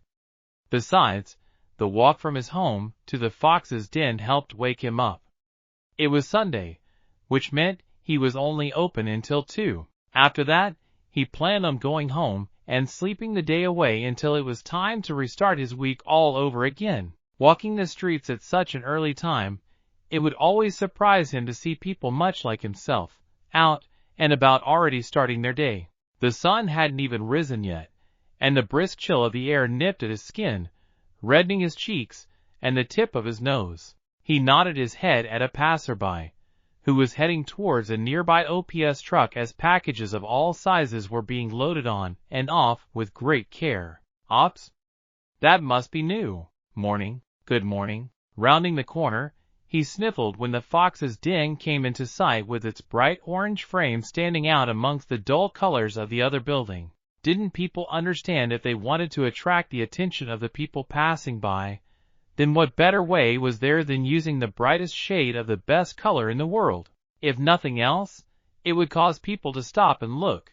Digging into his pockets and pulling out a key, he quickly entered the fox's den and locked the door behind him. Switching the lights on, he could still detect the lingering scent of chocolate and coffee from the day before. Shaking the cold away, he eyed up the coffee machine to warm him up as he removed his coat and hung it up in his office, which was nothing more than a little hole in the wall room where he could keep all the legal stuff and keep the computer. Crossing his fingers, he called out his trademark jutsu, Shadow Clone's Jutsu. 24 Narutos appeared in front of him, falling into 3 lines of 8, and offered the original a quick-fingered salute.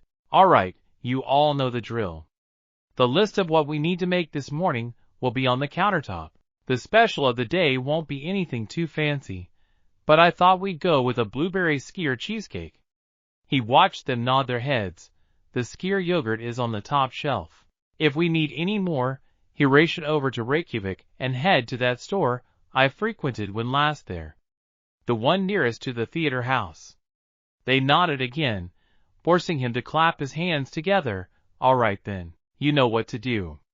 Let's go!" "Hi!" One by one, the clones made their way into the kitchen, the door flapping in an endless loop as each clone passed through. Letting out another yawn, he turned around and started the process of switching the machines on, from the coffee grinder to the espresso machine to the automatic drip coffee makers. While his clones handled the baking in the kitchen, he'd handle setting the place up in the front before joining them. While he was on his own in the front, he made himself a drink while he could. The blonde ninja was fond of a Spanish latte, though instead of sugar, he added a splash of honey. Honey was packed full of natural sweetness and energy, and in his opinion, a better option than sugar. His hands moved together with perfect fluidity thanks to constant repetition. Honey, along with a shot of espresso added to the mix, made him hum in delight as he brought the drink up to his mouth. Now that was the good stuff. When he was younger, he never imagined anything coming close to his love for ramen. However, these days, he couldn't imagine a morning without some form of caffeine to start his day. He had a couple of hours before he opened his doors to the public. Once open, he estimated he'd have around 10 minutes before the first batch of customers started filing their way in, likely for a takeaway order. Wandering the earth for as long as he had, the blonde owner of the Fox's Den had become good at reading people. He knew when to talk to his customers, and when to leave them be and let them get on with their day. Disappearing once again into the back room, he returned moments later with a large cardboard box in his arms, and placed it down on the counter. Unsealing the top, he got a glimpse of the inside. His new order of paper cups had arrived the day before, and like most things in his life, they were bright orange too. A majority of his customers during the morning rush took their orders away with them, and his paper cups were nothing more than the store-bought cups anyone could purchase. These new ones were ordered and designed for the Fox's Den, with a chibi-styled fox sporting 9 tails in the center drinking a coffee. There could never be too much orange in one person's life. Not to mention, he came to accept it was the little things in life that kept him going. Who knew new paper cups would spot a smile on his face? He hoped Kurama didn't mind having his silhouette as the new logo for his business. His face if he saw these? He'd be so mad. He whispered, staring at the chibi fox on the cup, and letting out a low laugh. He'd never forgive me for turning him into a cute cartoon. Knock. Knock. Knock. Blinking in surprise at the sound, Naruto turned around and faced the doorway, and found himself staring back at a pair of blue eyes on the other side of the glass. Stood with one hand knocking against the glass, was a man somewhere in his late 20s, if he had to guess, and dressed up like a mailman, shorts and all. The man possessed dark curly hair poking out from beneath his hat, with elfish features, and looked like he was in desperate need of a good night's sleep with dark shadows forming beneath his eyes. It was even more evident when the man broke out into a yawn. The man then offered him a wave. Hey! Any chance I can come in? Moments earlier, we got another delivery come in. It looks like another set of packages have come in for Janice. He's requesting it for delivery at 8 a.m. sharp. Hermes heard, and noticed the heads of George and Martha come to life, and turning to look at him. A loud ping followed after, and Hermes couldn't stop the groan from leaving his mouth as he watched Janice's name popped up on the itinerary. As was his every day, the god of messengers, travelers, thieves, and a whole array of other domains found himself piled high with his usual responsibilities and duties. None of his Olympian brothers had ever worked the kind of hours he worked regularly. Apollo, in particular, as much as he loved his best friend and older brother, was going through his lazy season. The god of the sun worked little during the winter season, hence why the days were short and the nights long, much to the ire of his twin sister. The sun god spent his time slacking off, when he should have been fulfilling his godly duties, and wooing beautiful mortals, and bringing them to his bed. We just left New Rome an hour ago. What's his Janice ordering this time? As much as Hermes wanted to do the same, his godly domains were some of the most time-consuming with the world today, and left little room for him to enjoy the pleasures that came with modern society. Back in the day, it was his duty to watch over the travelers and merchants as they went on their long and arduous journeys across Greece, and deliver the messages from the sky to the sea and the underworld. As one of the few gods who had permission to cross into the domains of his father and his uncles, it made his position on Olympus all the more important. These days, his domains that humanity fell under became so varied thanks to society adapting and growing as a whole, that he became the busiest Olympian out of his whole family. One positive though was that out of all the gods, Hermes felt he was the one who had the best understanding of mortals, thanks to all the time he spent mingling with them. The only ones that came close were Athena and Artemis. With today's developments, his immortal family was keeping him busier than ever. Athena and Aphrodite even had the gall to have him deliver their demigods to their mortal parents moments after their birth. You'd think that was something that needed a face-to-face conversation, but apparently he was wrong. On the rare occasion when he didn't have to work, he often found himself stealing a page out of Apollo's book, spending the night with a woman. There was honestly no better stress relief than a good old-fashioned rumble and tumble in the bedroom, which often led to the birth of his demigod children. Speaking of his demigod children, Hermes felt a flicker of his essence pulsate a few days back somewhere out in California. It was a feeling he'd felt many times before when his demigod children were born. It turned out, a young woman that he spent the night with during the spring of last year had given birth to his latest son. If it wasn't for his hectic schedule, and the laws Olympus followed, he would visit his children as often as he could. As it was, the best he could do was watch over them, and their mothers from afar, and offer them aid when he could. Eyeing up the two snakes that wrapped themselves around his famous caduceus, the two let out a low hiss as they looked over the list of deliveries he kept on the monitor at all times. Looks like he ordered season 3 and 4 of CSI, Crime Scene Investigation on DVD. What? He could have just snapped his fingers and made them appear if he wanted them so bad. Throwing his hands in the air, the son of Zeus glared at the monitor. I swear to Hades, that damn border god is doing this on purpose. Just order from Amazon. Not me. We got another order coming in. This time from Dionysus. Hermes rolled his eyes. No, no, no. I know what that drunk is trying to get a hold of. He leaned forward and deleted the incoming order with a click of his fingers. Grabbing his notepad, he wrote down a short message for the god of wine, before clicking his fingers and sending it off to the wine god's residence at Camp Half-Blood.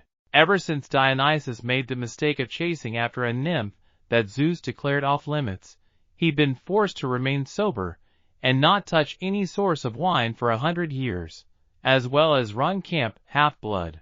His punishment made his younger brother miserable. If he thinks I'm falling for his tricks, then think again. He forgets I'm the god of thieves.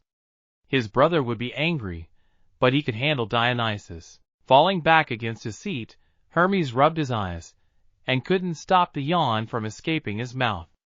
Gods, he was tired. The rest of his family didn't know how good they had it. I need coffee, otherwise, I'm not going to make it.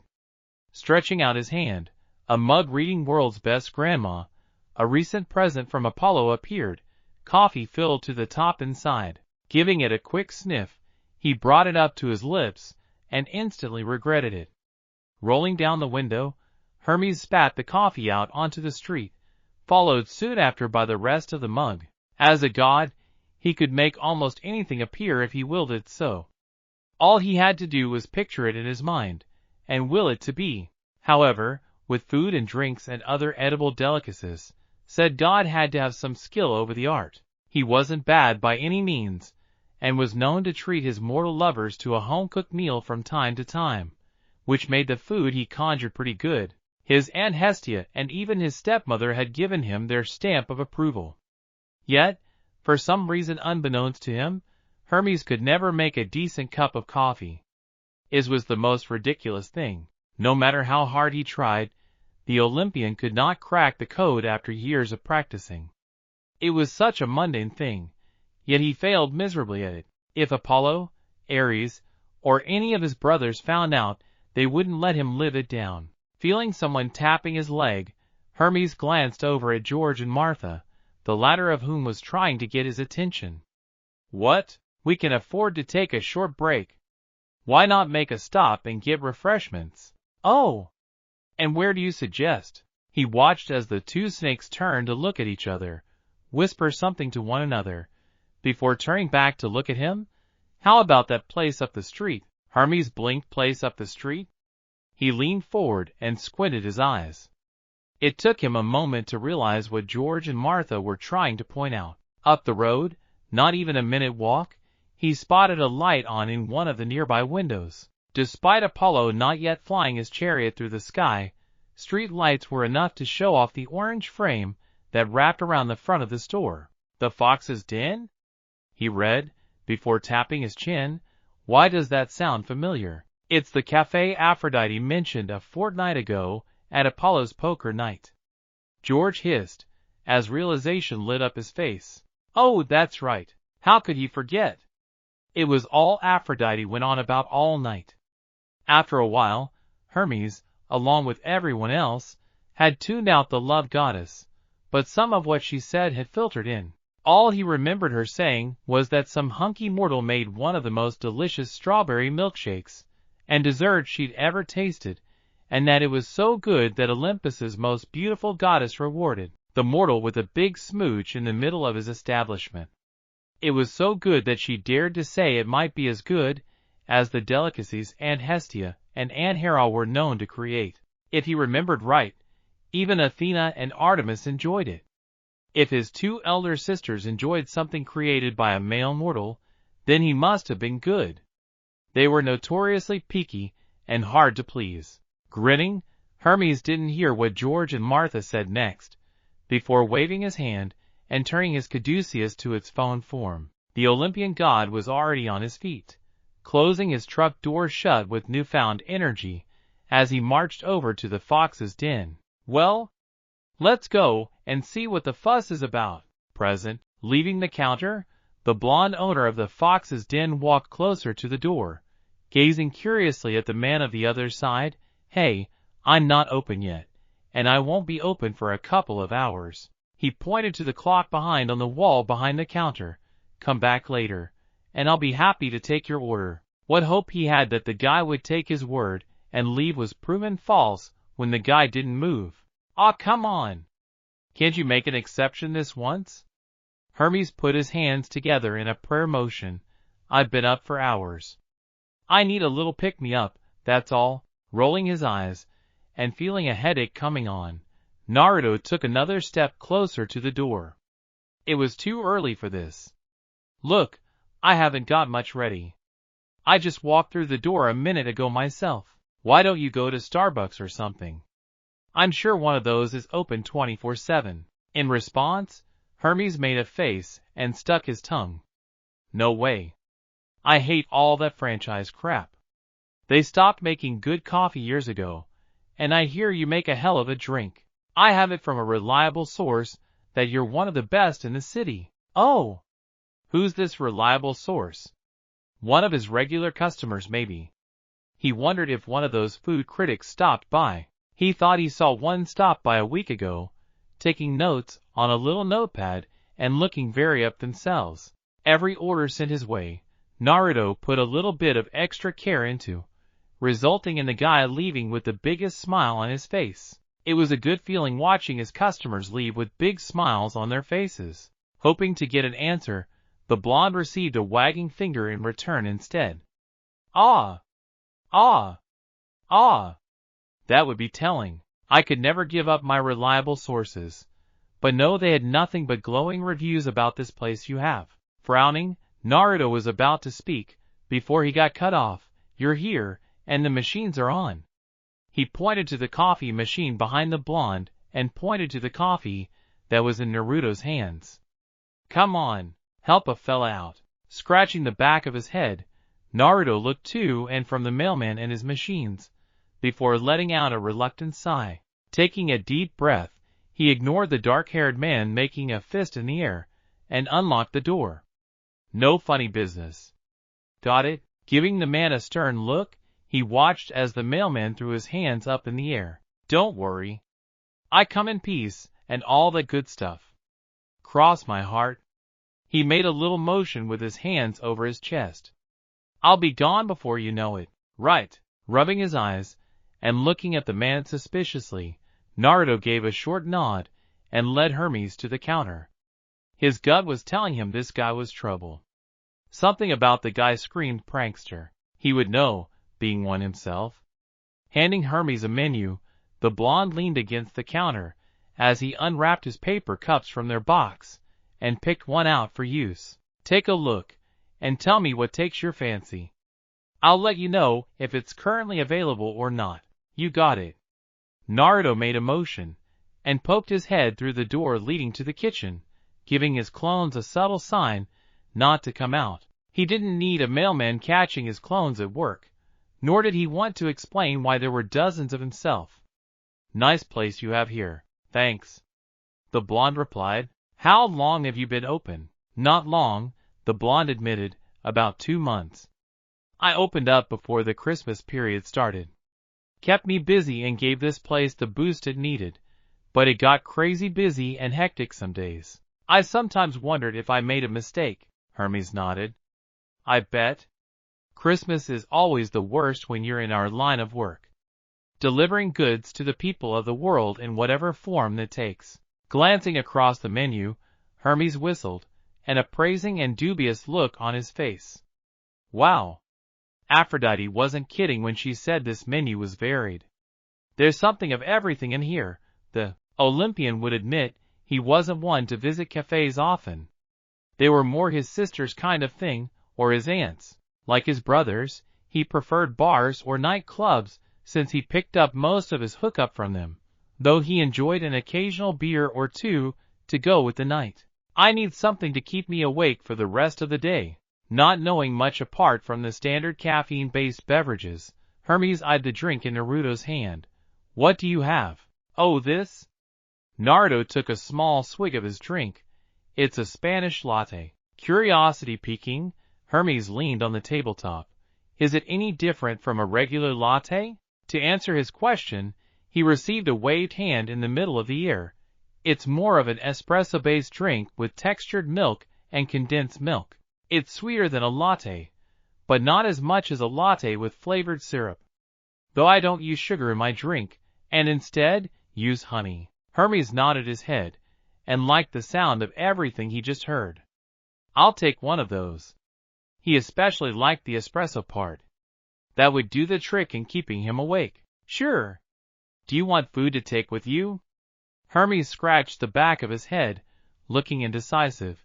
If you can't decide, I've got some lemon squares left over from the day before. They won't be fresh, but they'll still taste good. I can have them bagged up for you. Free of charge since I made them the other day. The god's eyes lit up, and a bright expression washed over his face. That would be great. Thanks, no problem. Take a seat, and I'll bring them over. Watching as the blonde owner turned around and prepared his drink, Hermes spun around and headed for the closest table. Maybe this place was alright after all, and everything Aphrodite was spouting on about wasn't just hot air. The mortal appeared decent enough. After all, who would give away lemon squares for free? No one he'd ever met, that's for sure. Not to mention, if he could win over his male-hating sister, then the guy must be doing something right. Though, watching as the mortal went to work, he understood why Aphrodite kept mentioning the handsome owner. If he'd won over the goddess of love, then Hermes could count down the days she inevitably invited him into her bed. Her two biggest weaknesses after all were chocolates and handsome mortals. This guy represented both, which meant he was as good as hers, and he didn't even know it. Though, it could be hard with Athena and Artemis around. Both seemed equally as interested in the mortal, though for different reasons. As far as Hermes was concerned, he was staying out of any trouble those three might create. He thought back to the love goddess. Then again, she does like a challenge, he thought, leaning on the table and resting his head against his arms. I wonder if I should start a betting pool. 100 drachmas maybe? He would have to look into this some more when he wasn't feeling as tired. Sighing and rubbing his face, as he waited for his order, Hermes shut his eyes and let his body relax. It was only for a minute. His schedule was getting busier by the minute, and spent all last night going from state to state. He earned this much. Granted, gods didn't need as much sleep as mortals did, and could theoretically remain awake for greater lengths of times. Sometimes days, and possibly even weeks depending on the god. However, he was reaching his limit. He just needed a moment to relax. After a few minutes passed, Naruto finished the drink, capping the top with a plastic lid and adding a paper sleeve to the takeaway cup. Alright, that's your drink. Give me a moment, and I'll bag up those lemon squares I promised. You alive back there? Zzzzzzzzzzzzzzz. Stopping mid-step, Naruto glanced up from the drink, and his jaw dropped when he looked over at the table the mailman sat behind. You have to be kidding me. The Olympian had his face slumped against his arms, eyes covered by his forearm and mouth hanging wide open, causing loud snores and gargles to come out.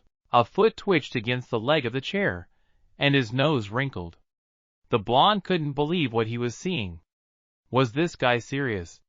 He wasn't running a bed and breakfast. Marching over, Naruto initially gave Hermes a subtle shake to jolt him into consciousness. He whispered for him to wake up, but Hermes merely turned his head. When that failed, he shook him harder, adding some extra force into the shakes. When that also failed, he started throttling the guy, shaking him like a rag doll. Wake up, damn it! Despite Naruto practically throwing the guy around back and forth in his seat, the guy wouldn't wake up as he slumped back down on the table. The guy must have been the heaviest sleeper he'd ever seen. How heavy of a sleeper is he? This is ridiculous. He contemplated driving his fist into the back of his skull, reminiscent of Sakura waking him up during their team's 7 days. Though, he decided against it. It's not like this guy can't take the hit, he thought, standing back up and narrowing his eyes at the sleeping Olympian.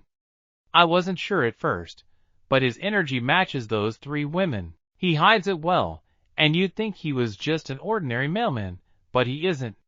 He acted normally around those women for the simple reason that they gave him no reason to be on guard with them. The blonde shinobi didn't say anything, staring at Hermes, as the man's face twitched in his sleep.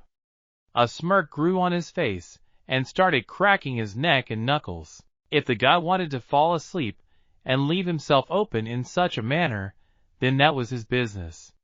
He was the one who knocked on his door before he was open. He'd been lenient and let the guy in, but now the mailman had the guts to fall asleep as he was about to send him off with free lemon squares? This guy didn't know he was in the presence of Konoha's prankster king. Deep down in his heart, Naruto was still a prankster and always would be. Seeing a prime opportunity in front of him, he couldn't resist. It got him thinking. When was the last time he pulled a prank on someone? Surely it wasn't as long as he was picturing. Over a decade maybe? Either way, he needed to shake the rust from his mind. He wasn't sure how long he had, but he wasn't going to let this chance slip his grasp. Buddy, you don't understand what kind of a mistake you've made. 20 minutes later, Naruto stifled a laugh as he looked at his handiwork. With more time, he could have created something more elaborate, but sadly he had to make use of his more childish side. Gods, he felt like a teenager from the modern world, laughing at something so mundane and perfectly natural. Teenagers found the silliest of things funny these days. But once again, humor was one of the many things that changed over the years. It was all jokes and penis references these days. Oh well, at least, this will teach him. Creating one more clone, he watched as the clone moved behind the sleeping god, crouched down, and extended his index and middle finger until they were inches away from Hermes' derriere. A subtle nod from the original made the clone whisper, lightning release, 2-finger jolt. The result was instant. 1 second, Hermes was peacefully sleeping away with his head in his arms, and the next, he was 5 feet in the air, his eyes wide, as his hands fell to his bottom, as a sharp pain radiated from his left cheek. The clone quickly disappeared as Hermes landed on his feet. Hey! You're awake! Hermes heard, turning around and facing the counter, where the original Naruto was waiting with a drink in one hand and a paper bag in the other. You were really out of it. I tried to wake you, but you're one of the heaviest sleepers I've ever seen. I wondered if you died for a moment. Wadash, I fell asleep. The god rubbed his eyes, blinking the sleep out of them. When his eyes landed on the clock behind the counter, he went as pale as a ghost. Wait a minute. How long have I been asleep? About 20 minutes. Maybe 25. Oh no no no. Hermes ran a hand through his hair while the other grabbed his phone out of his pocket. He scrolled through his delivery list and felt his earlier stress return with a vengeance. There were half a dozen more orders, and they were all over the world. This was going to take him all morning and into the afternoon. I'm so screwed. As he headed for the door in a half jog, a cough caught his attention. Naruto stood looking at him with a knowing look, shaking the paper cup and bag at him. Aren't you forgetting something? Oh, right. Running back and taking his order, Hermes placed some mortal money on the table for the drink before bolting and throwing the door open. Thanks again. As sudden as he appeared, the god of messengers disappeared. As soon as the door shut behind him, the blonde ninja's calm facade broke and started to chuckle to himself. I wonder how long it will take for him to notice, he thought. On his own once more, he clapped his hands together. All right. Let's get this place ready. Olympus. Okay. Something funny is going on here, Hermes thought as he walked the cobbled streets of Mount Olympus. Frowning, he watched as another pair of nymphs often found grazing around the foothills of Olympus sauntered off, erupting into a fit of giggles and hushed tones when they saw him. One by one, as the incidents grew, his paranoia started doing the same. Everyone he came across resulted in the same issue arising. It had been like that all day, and Hermes was beginning to think he was amiss on some kind joke floating around his immortal family. Every delivery stop since this morning, no matter who it was, would either start with them laughing at him or forcing themselves to look away as he handed them their delivery. Even George and Martha, whenever he was inside his chariot/truck, would look away from him. He could have sworn he heard them laughing underneath their hisses. Truth be told, he cared little about his companions after his Spanish latte.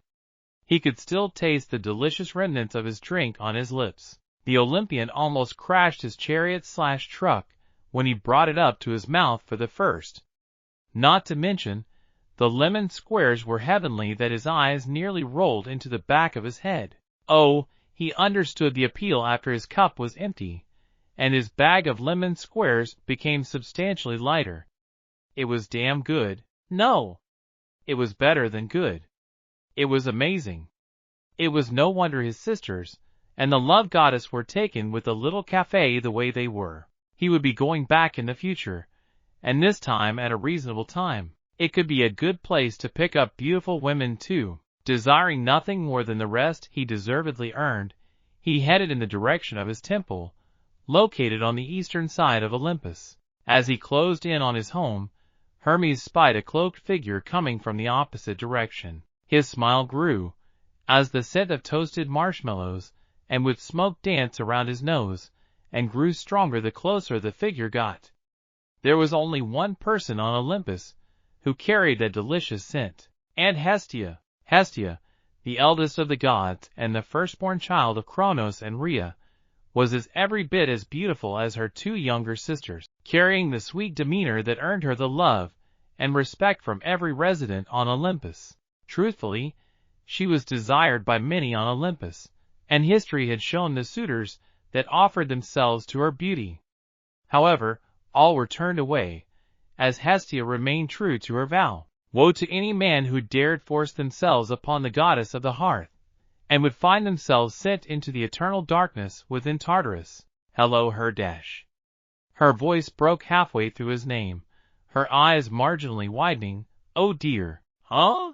Hermes dear? His aunt's face softened, though a hint of annoyance laced her voice. Have you been spending time with Ares again? Or did you run into Nio? He shook his head. Not recently. I just got home from deliveries. He hadn't seen Ares all week. The god of war had disappeared off into the mortal world with Aphrodite again, likely on one of their so-called getaways, and the pair likely wouldn't be back for another week or so. Nio, on the other hand, hadn't been seen in years. His wayward older sister didn't visit much, primarily due to the estrangement between her and her parents. I see. Hermes watched as a mirror was conjured in his aunt's hand.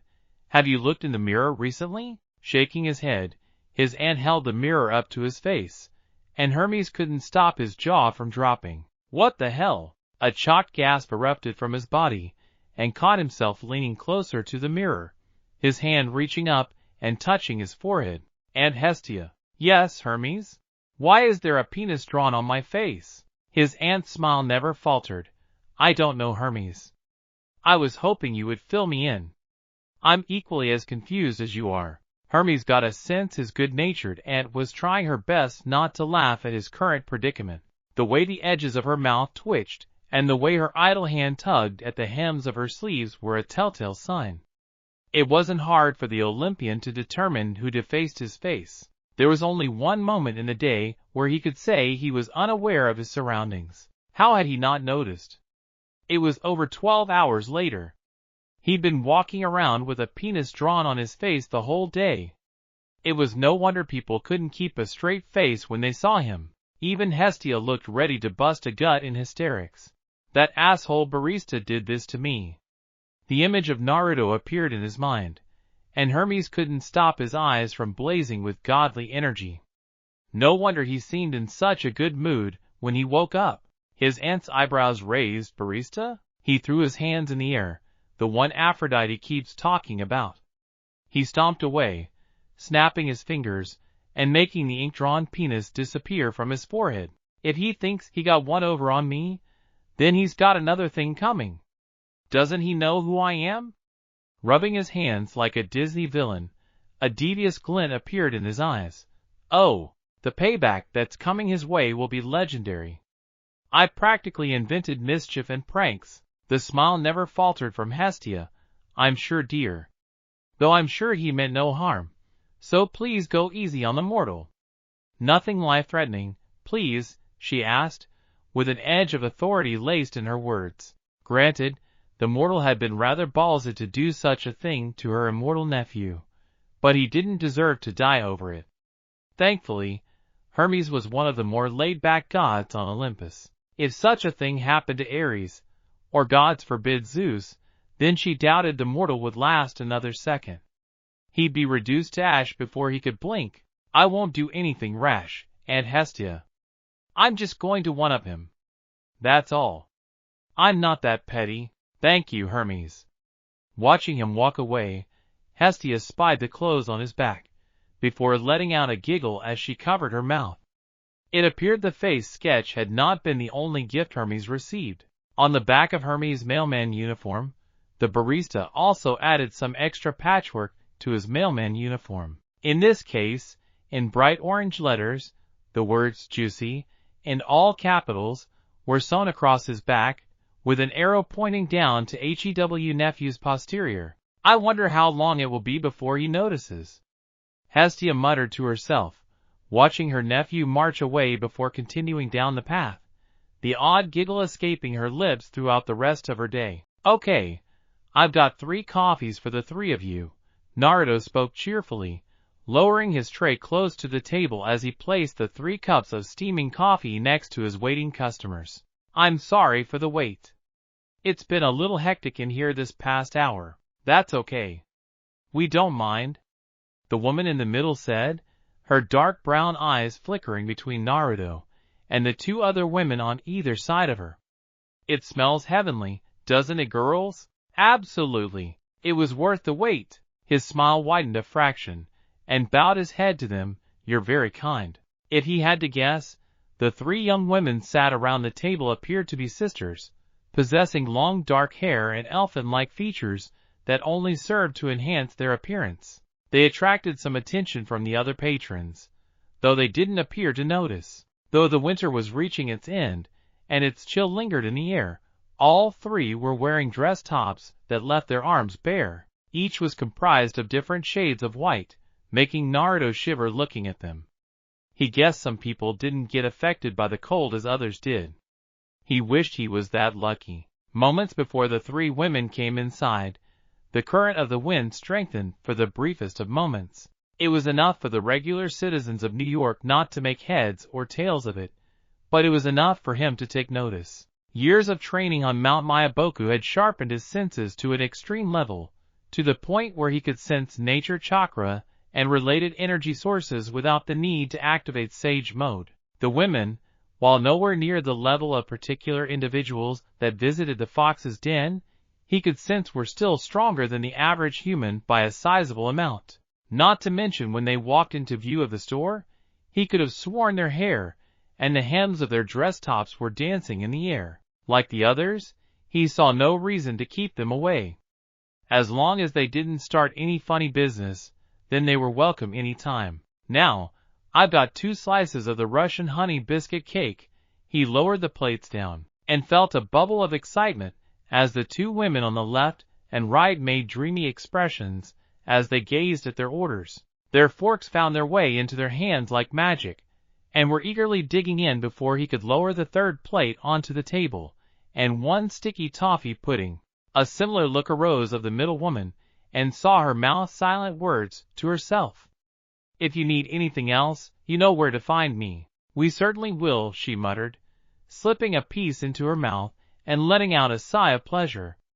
The 2 next to her erupted into a fit of giggles, with the blonde leading them to enjoy their orders. Truth be told, as he wandered back to the counter, he'd noticed more and more similar individuals and groups like the 3 women appearing as of late. It had been happening over the last couple of weeks, during sporadic times in the day. He felt something off about them all as soon as they appeared close to the den, though he sensed differences with the energy and life force that coursed through their veins. Some were like the women currently in a daze with their cake orders, where the natural energy within them felt air-based. Others that came felt more connected to the earth, more traditional energy, much like when he manipulated senjutsu.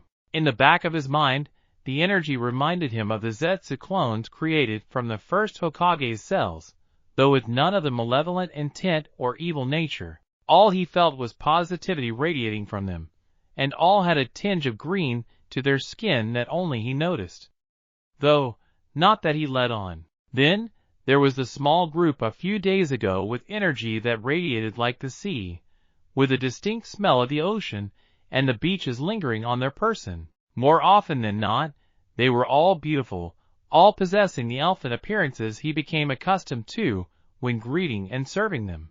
90% of the time, they were women, though occasionally a male or 2 appeared through his doors. It started with an individual or a pair visiting each day, but soon the fox's den was becoming a hotspot for the elfin beauties. Each day, more and more seemed to be appearing. If he was honest, Naruto never imagined the fox's den would become a hotspot for nymphs of all things. It took him a couple of visits to realize what they were. If he had to put money on it, then the 3 women sat around the table currently must have been air nymphs.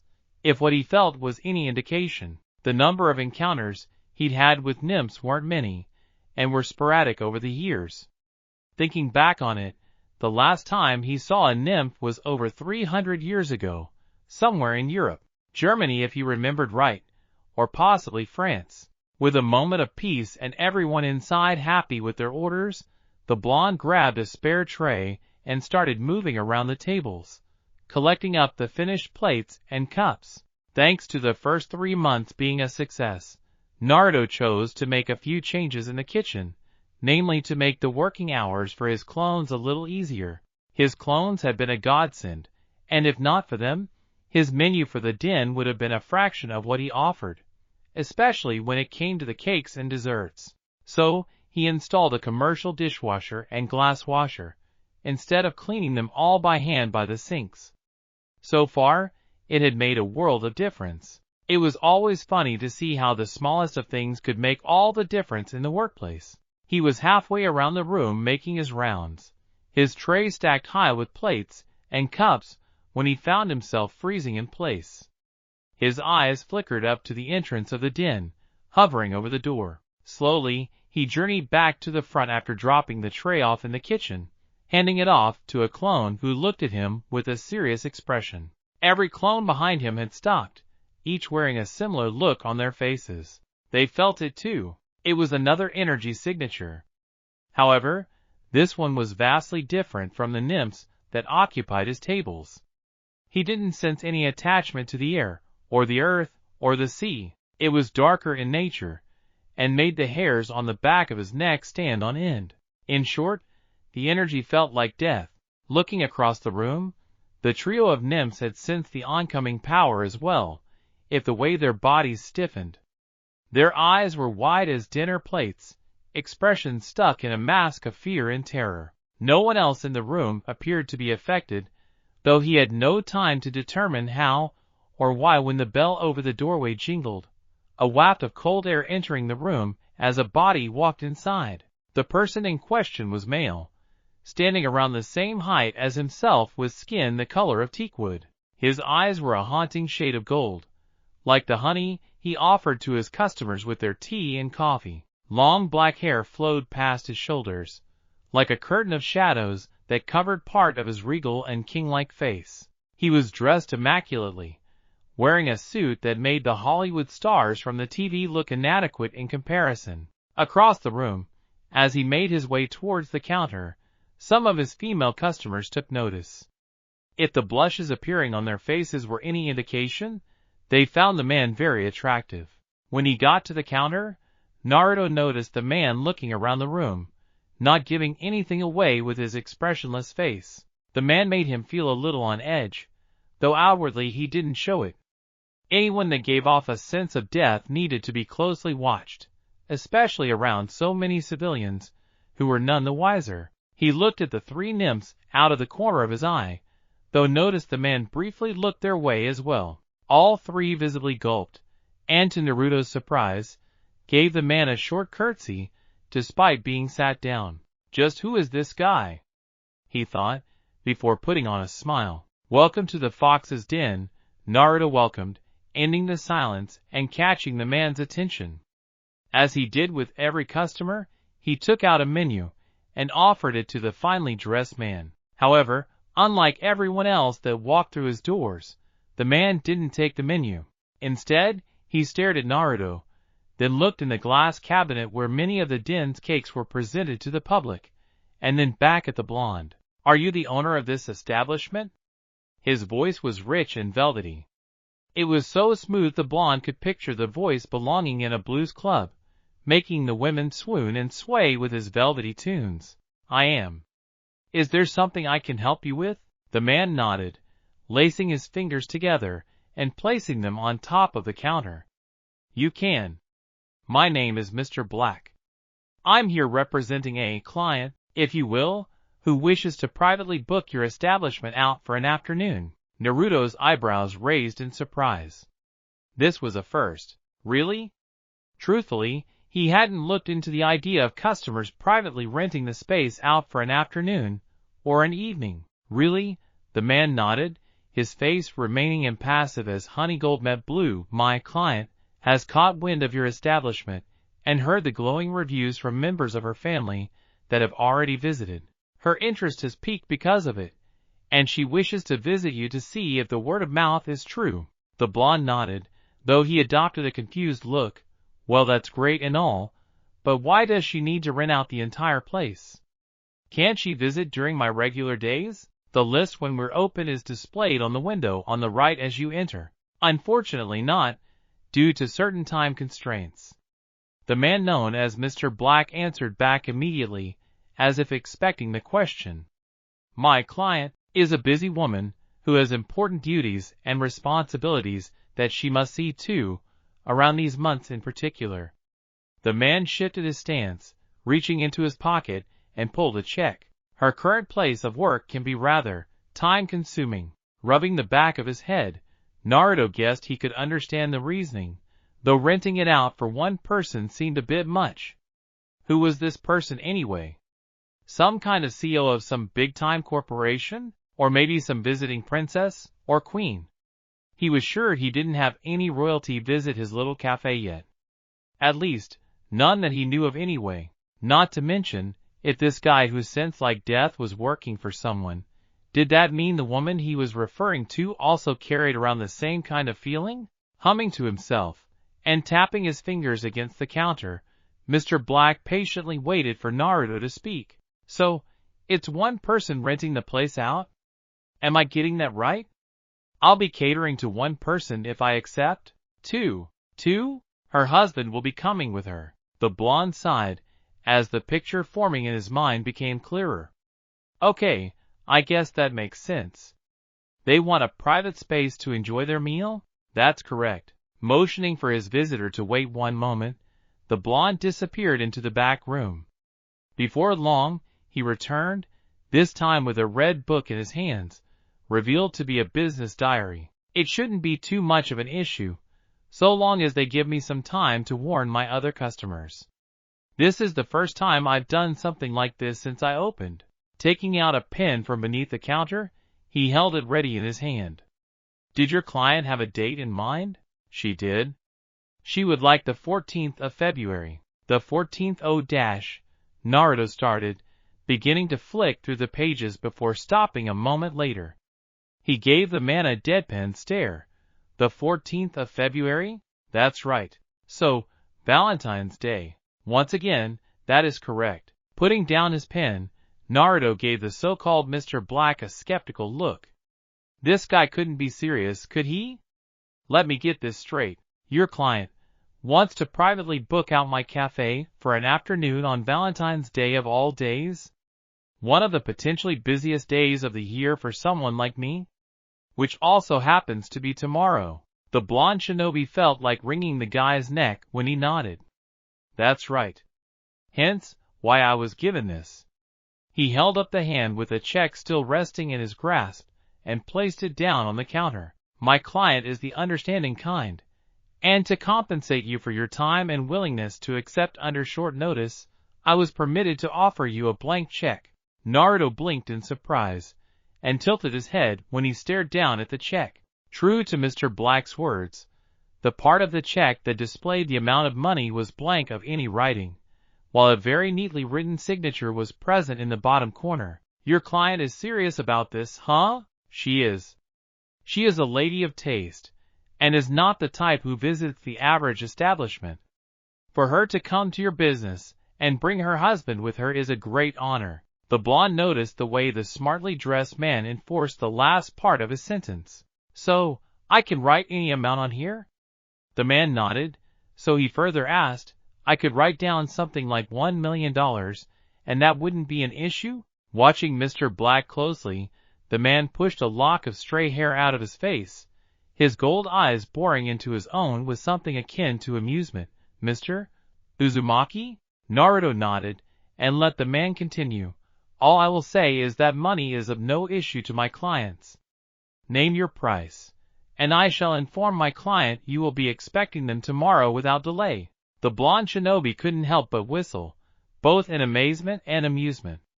Whoever they were, they must have pockets that ran deep into the earth if they could throw around words like that. Rubbing his chin as he let the information sink in, he ignored Mr. Black's expressionless stare as the man waited for a response. The blonde shinobi of old wasn't worried when it came to money, not in the slightest. Over the years of his existence, Naruto had done the smart thing and kept a little nest egg to the side that over time began to grow and grow. It was the side effects of becoming a responsible adult. When his decision to come to New York and set up shop was decided, he dipped into that nest egg and got everything he would need with it. His home, the Fox's Denver, all the appliances and furniture, not to mention all his ingredients. If he was honest, when everything was added up, it hadn't broken the tip of the iceberg of the fortune he was sitting on. He rarely touched it, and had it all hidden away in a location only he was aware of. Everything he made from the Fox's Den went into a bank account he set up before arriving. He couldn't look too suspicious. Then again, I am running a business, and that's a whole afternoon of revenue not coming my way. $1 million is too much, even if their pockets are too deep to make sense of. He didn't want to appear too greedy, but if they were offering a chance to fill his wallet, then why not? He wouldn't go too overboard. $10,000, and you have yourself a deal. Seemed like a fair ask. Hiding his surprise, he watched as Mr. Black didn't bat an eyelash, and pulled out a fancy-looking Mont Blanc fountain pen from his inside pocket. Is that made of real gold? How fancy are these people? Scribbling the amount on the check, Mr. Black looked him dead in the eye, the check being offered to the blonde barista. Taking it, and giving it a once-over. Naruto smirked at Mr. Black. I hope this doesn't bounce. That would be embarrassing after everything the man just told him. Mr. Black didn't react. He remained completely stone-faced as he replied, Trust me, Mr. Uzumaki, it won't, if you say so. Glancing at the name written on the check, he rose an eyebrow. Mrs. P. Underhill? Might I inquire what her first name is? I'd like to know the names of the people whose money I'm taking. Rolling his neck, a distinct pop made the mysterious Mr. Black sigh in comfort before answering, You'll get your answers tomorrow. Until then, all you need to know is that my clients will arrive tomorrow at 4 p.m. How long they will stay for, I don't know. However, I recommend that you prepare thoroughly. Mrs. Underhill is known to be demanding if the gossip she's heard about your food is anything to go by. He leaned in, with Naruto reacting by doing the same. She has a sweet tooth that puts many to shame, though can be picky. She has high expectations. Is that right? Naruto rubbed his chin, a thoughtful expression sweeping over him. If she had high expectations, then he would need to pull a few rabbits out of his hat. As confident as he was that his menu would knock their socks off, he could prepare some special dishes for his guests. If they were willing to part with $10,000, then he was going to give them their money's worth. A couple of ideas were floating around. He could have a lot of fun with this. He had a few dishes in the pipeline he could test out tomorrow. Are there any dietary restrictions I should know about? None. Any preferences I should know about? Again, Mr. Black shook his head. Well, that made things easy. All right then. In that case, you have yourself a deal. The blonde extended his hand to the man. Tell Mr. and Mrs. Underhill I'll have some specials whipped up just for them. I'll make sure they get their money's worth. It took a few moments of silence before Mr. Black reciprocated. The man had a firm handshake, and Naruto couldn't help noticing how cold the man's hands were. They felt like ice cubes. I'll pass on the message. Nodding, the blonde pocketed the check. Before the man left, he spoke up again. Can I get you anything before you go? Mr. Black was prepared to turn around and leave at a moment's notice, but he couldn't deny the smell radiating from the fox's den was heavenly. He looked across the room, ignoring the shivering forms of the nymphs, and looked at what some of the mortals were eating and drinking. He hadn't visited a cafe in the mortal world in decades. His eyes flickered to the cabinet with the cakes, zeroing in on the chocolate cake to the far left. His tongue licked the edge of his mouth. That looks good. Straightening his tie, his voice was low, almost a whisper. I'll take a slice of the chocolate cake to go, and a regular coffee with no sugar. Coming right up. Valentine's Day. My dear, you can't be serious, Hades muttered, his voice low as his dark eyes took in the orange frame that wrapped around the front of the building. He'd never seen something so hideous and deliberate in centuries. It was like a monstrous beacon of color, and far too bright for his rich taste. Being in an environment where the brightest colors were the glowing crimsons and dark yellows that emanated from the rivers of lava that ran through the underworld, he could say that if he ever found something that sickly shade of orange anywhere near his home, he would send it deep into Tartarus. It would never see the light of day again if he had his way. Who in their right mind would paint the front of their business orange? Standing on his left, his wife of nearly 5,000 years stood in all her outstanding beauty and glory, an array of shopping bags of all shapes and sizes in her grasp. Persephone was as beautiful as the day he first laid eyes on her, more so than that pesky love goddess in his opinion. The shining flower of the underworld, her very presence brought out a side of the eldest son of Kronos that few would get to see. When it was time to separate and her time came to return to Olympus, it was like the joy and happiness she brought with her would evaporate, leaving nothing but his dark thoughts and the ever-present wails of those within the fields of punishment. He felt his wife lean into him, the top of her head barely coming up to his shoulder. Even wearing those ludicrous heeled boots she chose to wear on their outings into the mortal world, he towered over her, as he did with most people. He didn't show it, but he was disappointed she wasn't wearing the black dress she frequently wore whilst in the underworld. the one that billowed around her body like smoke, and gave off an aura of mystery. Millennia on from the day they married, and his wife was still capable of making his godly ichor boil with desire. Don't be a bore, Hades. There's nothing wrong with adding a splash of color to an otherwise dull palette. A snort came out of Hades. Persephone, a splash of color is painting a window frame red, or a letterbox a shade of blue. A splash of color is not painting the outside of the building the most hideous shade of orange imaginable. Be that as it may, I like it. You would like it. Are you doubting my tastes? Never, my dear. I'm merely showing how different our color preferences are. Dressed in one of his finest suits for their day, in the mortal world, the god of the underworld hadn't been able to hide his skepticism when his wife informed him of their plans for Valentine's Day. If the elder god was honest, he didn't see the point in Valentine's Day. It was a silly little mortal holiday that used that dreadful son of Aphrodite and Ares as the mascot. The love goddess was bad enough on the rare occasion that he came into contact with her, but her son was equally as bad. The only difference between them was Aphrodite knew where the line was when it came to her Olympian family. Eros, on the other hand, had a habit of forgetting the line existed, being one of the few gods who could strike genuine fear into the hearts of an Olympian like Zeus, Demeter, and Hera thanks to the powers endowed to him by Aphrodite. Hades always kept one eye open should he discover Eros was nearby and in the neighborhood. Those love-enforced arrows of his could do more harm than good.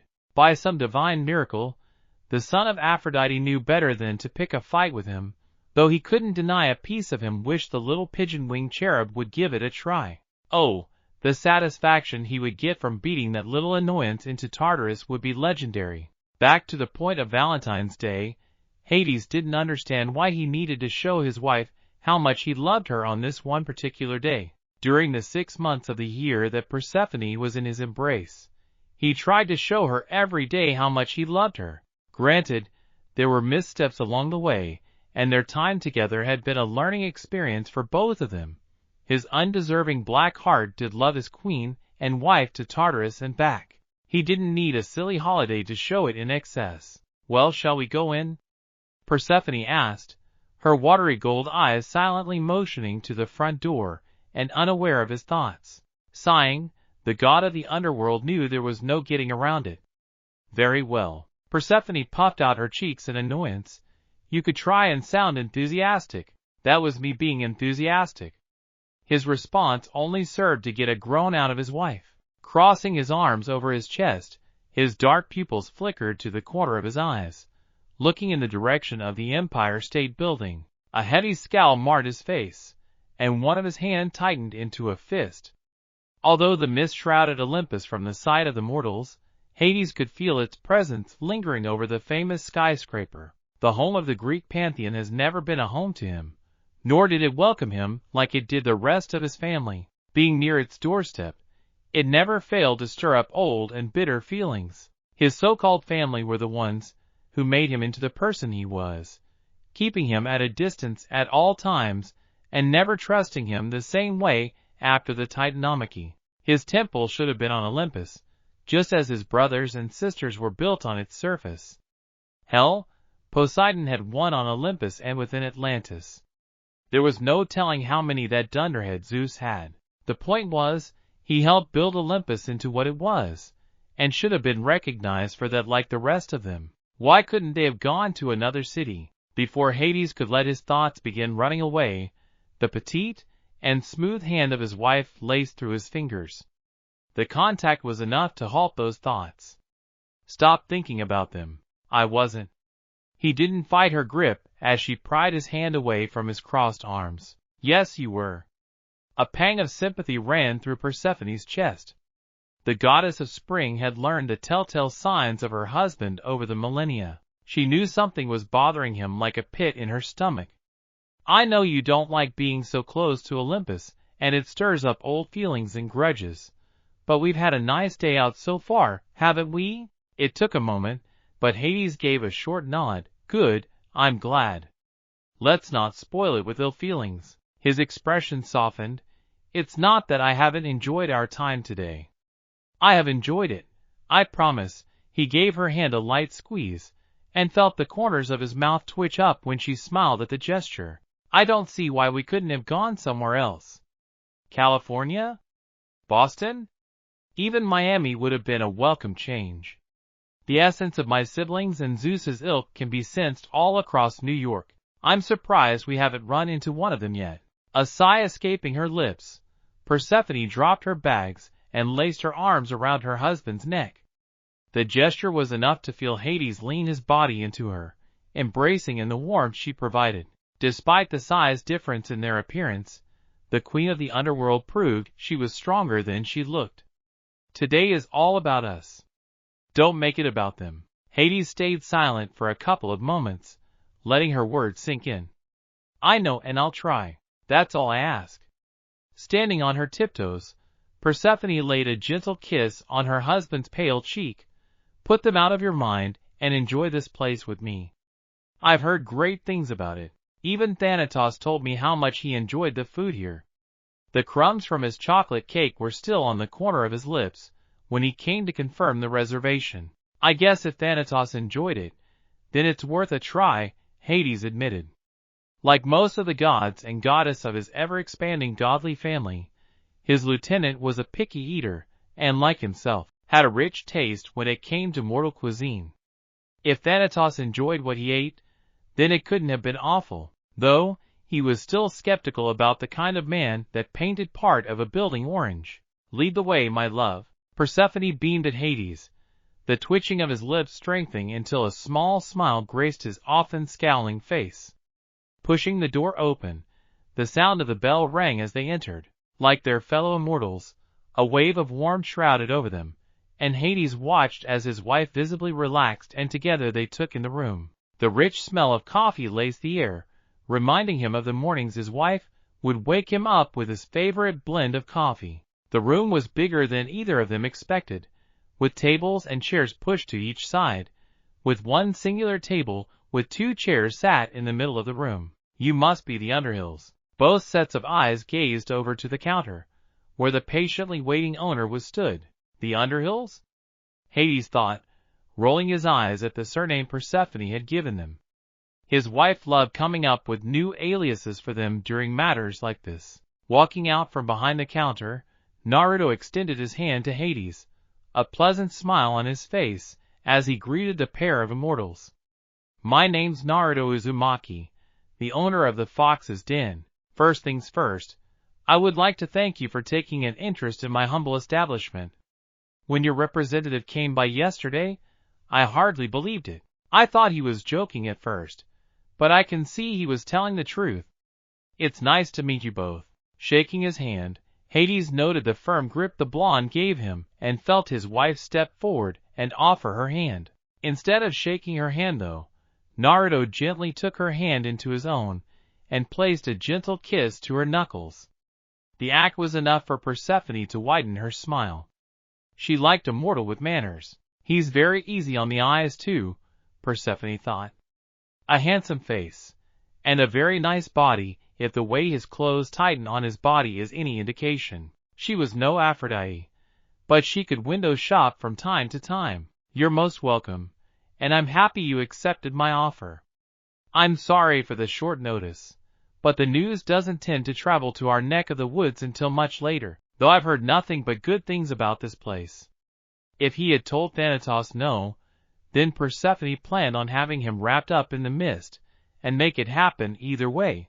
I'm Penelope Underhill, and this is my husband, Hank Underhill. Persephone promptly ignored the look her husband was giving her. Well, come over and take a seat. Reaching behind the counter, he pulled out 2 menus and offered them to the pair of gods. Make yourself comfortable, and I'll give you a couple of minutes to look at the menu. He motioned to their table also. Just so you're aware, I've got some specials of the day prepared for you both. Think of it as my way of ensuring you get your money's worth today. I'll read them out when I take your orders. Thank you. That sounds delightful, Persephone replied, the excitement brimming as she wondered what Naruto had prepared for them. Gently, she pulled her husband to their table, with the god of the underworld glancing at Naruto from the corner of his eyes. Making themselves comfortable and discarding her coat, Persephone eyed her husband. So, what do you think so far? The god of the underworld took notice of the excitement in his wife's voice. She looked at him expectantly, without trying anything on the menu. I can't make any judgment yet. When his wife scowled at him, he internally sighed and made a change to his answer. It appears adequate. The place has a nice atmosphere. The rich smell of coffee is pleasing, I'll admit. As suspected, her face made a 180. I knew you'd like it. The goddess of spring sounded very pleased with herself. There's so much to choose from in here. I'm not sure where to start. The beginning would suffice. A kick to his shin beneath the table forced him to grunt. Don't be sarcastic, my love. It's unbecoming of you. Persephone remained focused on the menu, a content smile plastered on her face.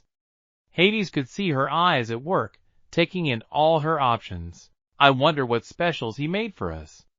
It's all very intriguing. I find myself curious also, Hades replied. An annoyed expression wormed its way onto his face. Was Hank the best you could think of? It's a nice name. It's a traditional name in the mortal world. The goddess glanced up. Is there something wrong with my choice? Nothing. But I don't see why we can't use our real names. Because no self-respecting mortal woman would name their child after the god of the underworld. Name one mortal carrying your name, and we can go home right now. When he didn't speak, Persephone's smile gained a satisfaction to it. I rest my case. Now, less brooding and more choosing. Understood? Remaining silent, Hades opened the menu up and let his dark eyes scan over the contents. He would let Persephone have her fun. His wife did appear excited during their shopping spree earlier in the afternoon. There appears to be something for everything in here, he mumbled, his hand coming up to sweep his oily black hair back. He must go through ingredients like they're going out of fashion if he offers everything he says he does. He must be doing well to afford it. As the richest member of his Olympian family, call him curious if he wondered how a mortal could afford such a massive selection. Most places he was aware of didn't provide a third of what the blonde owner was offering to his clientele. Did he make everything that was listed on the menu? If not, then he must have dozens of suppliers in the pipeline. His cash flow must be a constant wave. He couldn't help with the way he thought. As the god of riches, it sparked his curiosity. Focus, Hades. Pick something before your wife calls you out on it. While Hades was busy mulling over his thoughts, Persephone was busy biting the corners of her mouth. She couldn't decide what she wanted. Everything sounded so good. Where to start? If it wasn't for word getting to her by Hermes, who was delivering a package to Hecate in her residence within the underworld, then she wouldn't have heard a peep about the fox's den. News tended to reach the underworld slower than most, though when she asked why she hadn't heard about such a place existing sooner, she noticed Hermes begin to shuffle around uncomfortably. Surely, any place that attracted the attention of multiple Olympians was worth hearing about. Despite not being an Olympian, being one of the eldest children of Zeus, as well as the queen of the underworld had its perks. Suffice to say, it took 5 minutes before she had Hermes spilling out all the gossip on Olympus. Her time in the underworld had provided her with many a means to get the information out of her unwilling hostage. By the time she let her little brother free, Persephone was internally seething. Cracks formed on the marble floor of her husband's palace as she marched back to her chambers. That damn Aphrodite. Oh, she knew the love goddess could be petty, but she was asking for it now. Aphrodite had done everything in her power to keep the information from getting to the queen of the underworld, and Persephone knew why. Their little rivalry, that started with Adonis all those years ago, continued to plague them to this day, and only worsened as time went on. The two goddesses used to be good friends, but these days after the Adonis incident, their relationship never recovered. The two were always trying to one-up each other in a variety of ways, to the point that the other gods would simply bypass them. The stunts they pulled on each other were legendary. However, when one of her mother's servants informed her by iris message that the love goddess planned to visit and spend the evening at the fox's den with the owner's scrumptious treats, The goddess of spring couldn't help but throw a wrench in her plans. Valentine's Day was a big day for Aphrodite, and Persephone couldn't help but grin at the satisfaction of denying the love goddess of what she desired. Even if it was for only one day, she couldn't sense the love goddess's essence anywhere near the fox's den, which meant she hadn't stopped by yet. The look on her face would be priceless. When 5 minutes passed, the two gods felt their host appear next to them, his notebook and pen in hand, as he gave them a polite smile. So, before I take your orders, would you like me to read out the specials for you? The blonde looked pleased with himself. Yes, please, Persephone replied, followed by a nod from Hades. She couldn't wait. Well, Naruto started, for this special day, I have arranged 3 different dishes for you, all of which were freshly baked earlier today. The first of which is a grapefruit curd tart with chamomile whipped cream. Persephone's eyes lit up, followed by an audible intake of air. The second is a fig almond tea cake with a coconut honey glaze. Finally, since it's Valentine's Day, I thought the third option should be something related to the subject of love. So I prepared a chocolate-dipped strawberry Neapolitan cake. Hades hummed as he leaned back in his chair. The god of the underworld wouldn't admit it out loud, but the choices laid out to them sounded very appetizing. If the mortal prepared such dishes for them, and if he liked them, he would be willing to leave a generous tip for the man, despite the money already provided. Despite his reputation, Hades commended hard work and dedication. Looking at his wife, Persephone was practically bouncing in her chair. Her eyes lit up like fireworks. If the dishes were half as good as the gossip suggested, then Persephone contemplated dragging the man to the underworld and having him set up shop just for her. She had a spot in mind next to her famous garden. That way, she and her husband could have their orders brought to them on the veranda overlooking the fields of asphodel. Her fellow goddesses might not be happy with the change in location, and it meant they would have to gain her husband's permission to enter his realm if they wanted to visit. Seeing his wife's excitement, he snapped his menu shut and looked his wife square in the eye. In that case, we'll take all 3. My wife and I will share a plate of each of your specials between us. Naruto nodded and wrote it down on his notepad. His smile widened when he saw Persephone reach over the table and take her husband's free hand into her own. A tiny smile grew on the face of Hades and winked in his wife's direction. It was beautiful to see how in love the pair were with each other. He got the feeling the husband was the type who would go to the moon and back if it made his wife happy. You guys are a sweet couple. That's kind of you to say, Persephone replied, her thumb tracing against her husband's pale skin. He can be as stubborn as a mule when he wants to be, and moodier than a bull seeing red, but deep down my hubby is a softie. Not enough people are lucky enough to see that side of him, but I do. She gave her husband a reassuring squeeze. It hasn't been easy, but we've been married for a long time and overcome obstacles that would cause most to call it quits. I hope he knows how much I have come to love him. The god of the underworld's expression softened further. He does. You're lucky to have each other, Naruto replied, his gaze turning and staring out the window at the people walking the pavement across the road. Most people these days don't seem to understand how precious marriage is, especially when the right person comes along. It provides an opportunity to grow in selflessness as you serve your wife, or husband, and any children that come from the union. It's more than a physical union. It is also a spiritual and emotional union. Both immortals looked at him with mild surprise.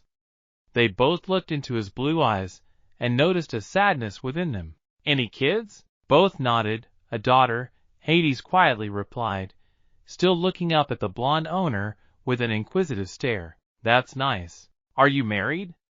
The question came from Persephone. Right before her eyes, she noticed a momentary shift happen with the blonde owner, like a door had been cracked open, followed by a wave of sadness briefly resonating from his person, and his face gaining a faraway look as a sad smile took over.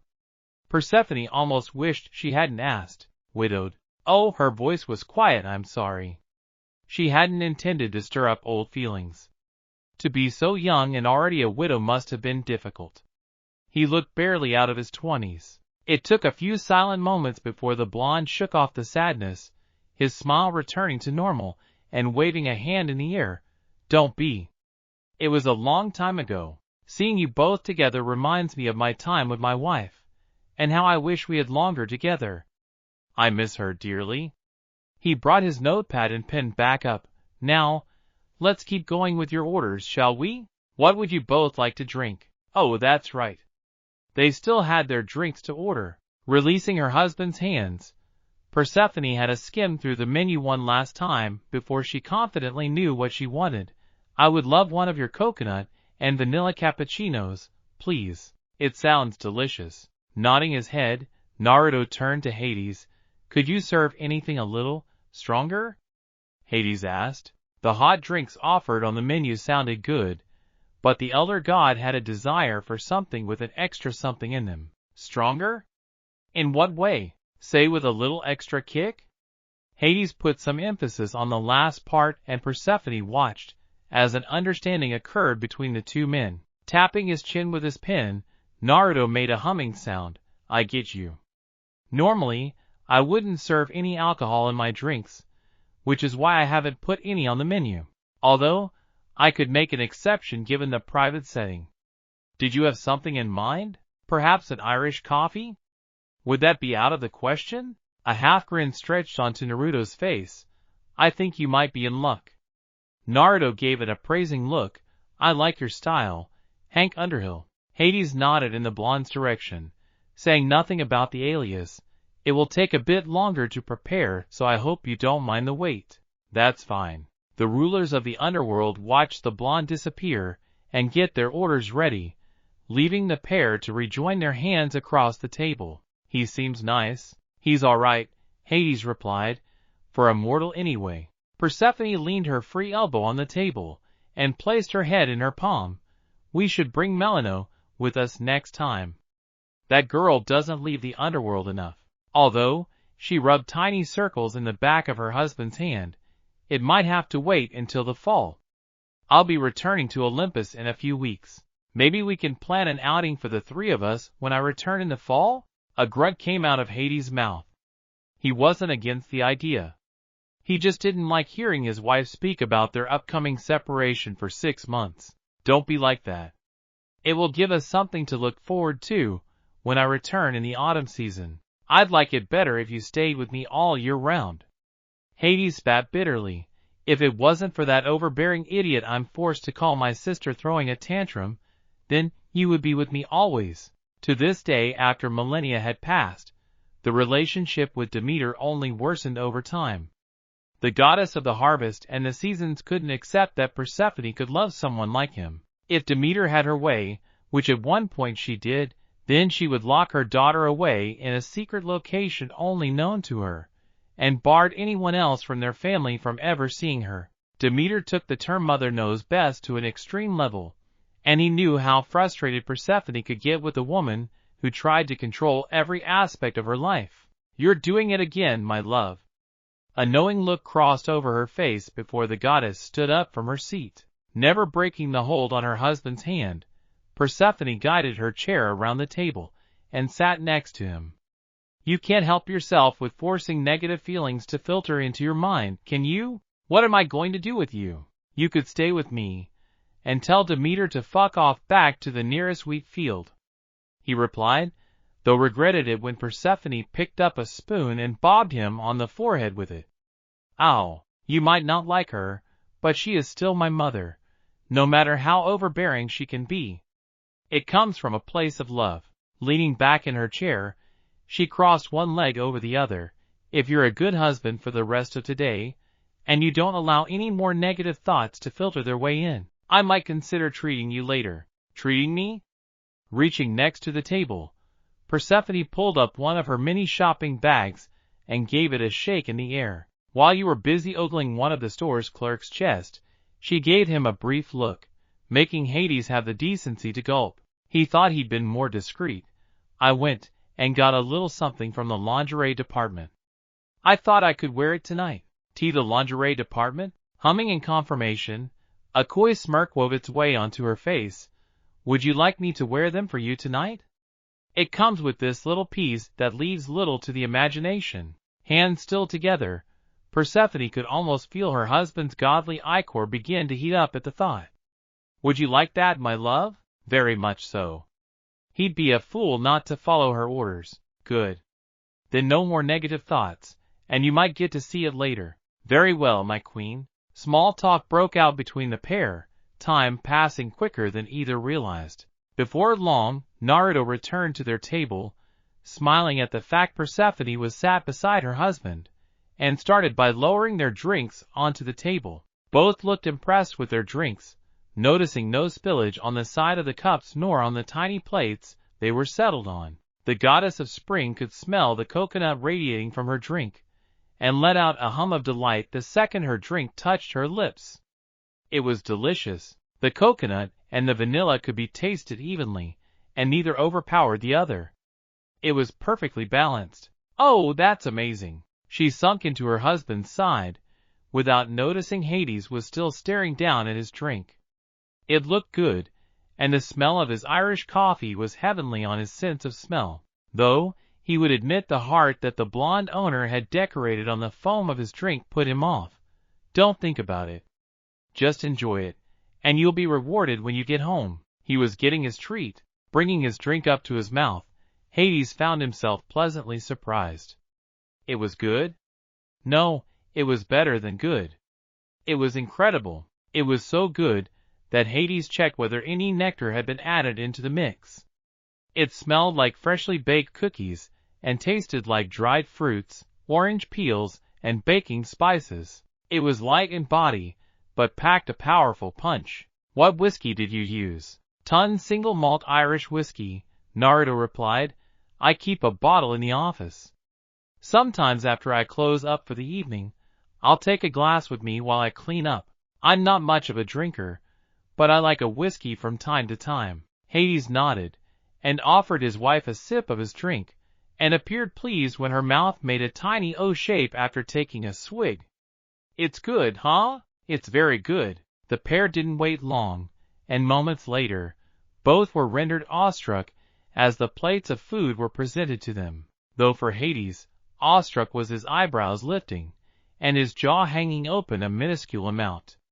Still, to get the reaction from the god of the underworld was a praiseworthy feat. The moody god rarely showed emotion in front of mortals. Persephone, though, was much more vocal, and let it be known. Oh, my goodness! She clapped her hands together, her taste buds salivating the longer she stared at the dishes. All three of their orders appeared baked to perfection, and were beautifully decorated. This is beyond what I imagined. Thank you for saying so, Naruto replied. I hope you enjoy your orders. If there will be anything else, let me know. I'll be stationed by the counter. The blonde gave a short bow out of courtesy, and left the mesmerized couple alone to enjoy their meals. Pulling out a book from the counter, he crossed a leg over his knee and sat comfortably as the two immortals enjoyed their orders. Thank you very much, Persephone whispered, her eyes never leaving the three plates. She didn't know where to start. All three looked so appealing she was having a crisis just deciding where to begin. They look so good, but I don't know if I want to spoil the way they look. They're beautiful to look at. Hades looked at his wife, and recognized the excitement rushing through her. Her face was mesmerized, and he couldn't blame her. Their food looked like something Hestia, or his mother, would create. This mortal was full of surprises. Licking the edge of his lips, Hades picked up the nearest fork, and took a piece from the grapefruit tart. He planned on going from left to right. He heard Persephone gasp as if his action was unwarranted before she mimicking his actions. On the count of 3, both brought their pieces up to their mouths, chewed for a couple of seconds, and promptly fell back into their chairs. Both their eyes glazed over in delight, their shoulders slumping in comfort, and their breathing synchronizing. Neither could have prepared for the onslaught of flavor that assaulted their taste buds. Holy gods above! This is the best thing I've ever tasted in my life. Persephone muttered, nothing even comes close. I'm sorry, my love, but I think Hestia and your mother no longer hold the top spot anymore." She wasn't kidding. Gods and immortals were notoriously hard to please, in almost every way one could imagine. For a mortal to be talented enough to render herself in such a state with food was unfathomable. "My love, are you okay?" The goddess of spring waited a few moments before she got a response, only it wasn't the response she imagined. Instead of words coming out of her husband's mouth, it was a long and drawn-out moan of pure delight erupting from her husband's mouth. It was guttural, like the sound was coming from his very soul. Oh my! By the counter, Naruto didn't even look up from his book. He merely shook his head and continued to read. Persephone said nothing, nor did Hades react to the sight of his wife staring at him with surprise. Instead, he shocked Persephone by cutting a larger piece of the tart with his fork and chomping on the dessert as if it was about to disappear from his life forever. Though he remained silent after the second bite, the smile on his face grew wider and wider by the second. It was as if the tart was pumping pure happiness into the veins of the god of the underworld. "Hey! No fair. Stick to your half." Persephone pushed her shock aside and wrestled her husband's fork away from the tart. She wanted another piece too. "Don't make me poke you with the end of my fork, my love." It went on that way for the rest of their time spent at the Fox's Denver. Never had the smile on Hades' face reached as wide as it did that afternoon as he ate cake and joked with his wife. Food was truly the way to a person's heart, and Persephone for one loved every second of it. Their afternoon that Valentine's Day became one of their happiest memories in recent memory, and served to cherish the love and bond husband and wife felt for each other. The blonde couldn't fathom the priceless service he'd provided for his two customers. Once the pair of immortals finished devouring the tart, they moved on to the tea cake. Once that was finished, they moved on to the Neapolitan cake. If the moans of delight that came from both Persephone and Hades were any indication, then the day had been a success in Naruto's eyes and ears. For the next couple of hours, the pair continued to order the same special dishes over and over again, and the blonde hadn't minded at all. Watching them out of the corner of his eye, the old shinobi felt old memories begin to stir in the back of his mind, as a familiar beauty appeared in his mind. Hinata. Boy, he hadn't thought about his wife in a very long time. Not because he didn't want to see her beautiful face in his mind, but because when he did picture her, it only served to remind him of everything and everyone he'd lost. The ones that were forever out of his reach. Gone to a place he could never go. Sometimes when he was drifting off to sleep, he imagined her arms wrapping around his body, her head resting on his chest, and her legs resting against his knees. Sleeping with Hinata beside him never failed to help lull him to sleep. Whether it was her steady breathing or the sound of her heart beating against his ear, she never failed to see the good in him. Even after becoming Hokage, and the stress and pressure of preserving the peace they all fought so hard to achieve began to pile higher and higher on his shoulders, she never failed to turn that weight as light as feather the moment he stepped inside their family home. Seeing her smiling face, her eyes full of love and arms awaiting his embrace, it was a feeling that he cherished to this day. Other times, he pictured Bolt and Himawari scooching into bed with them. Their son would tuck himself between his parents, his head resting on Hinata's ample chest, while Himawari would lounge against her father. Sometimes her legs would be strewn across his face, or her body horizontal over his stomach. His daughter could sleep in the strangest of positions. These days, he awoke to a cold and empty bed, serving to remind him of his place in the world. They had been gone a long time. Sometimes, for the briefest of moments, he could feel them standing next to him. However, as soon as he became aware of the feeling, it vanished as quickly as it came. He took it as their way of saying hello. Truth be told, he felt a little depressed when they entered his mind. Shaking his thoughts and feelings away while he was on the job, he noticed Mr. Underhill trying to catch his attention, and quickly moved over to fulfill his request. This was his life now, and deep down, he knew he couldn't dwell on the past. No good came from being stuck in the past. It was just hard letting it all go. "What can I get for you?" While Hades spoke to the blonde and ordered another set of the specials, the goddess of spring remained silent, an eerie feeling in the back of her mind. The hairs on the back of her neck were standing on end, and goosebumps ran up and down her arms.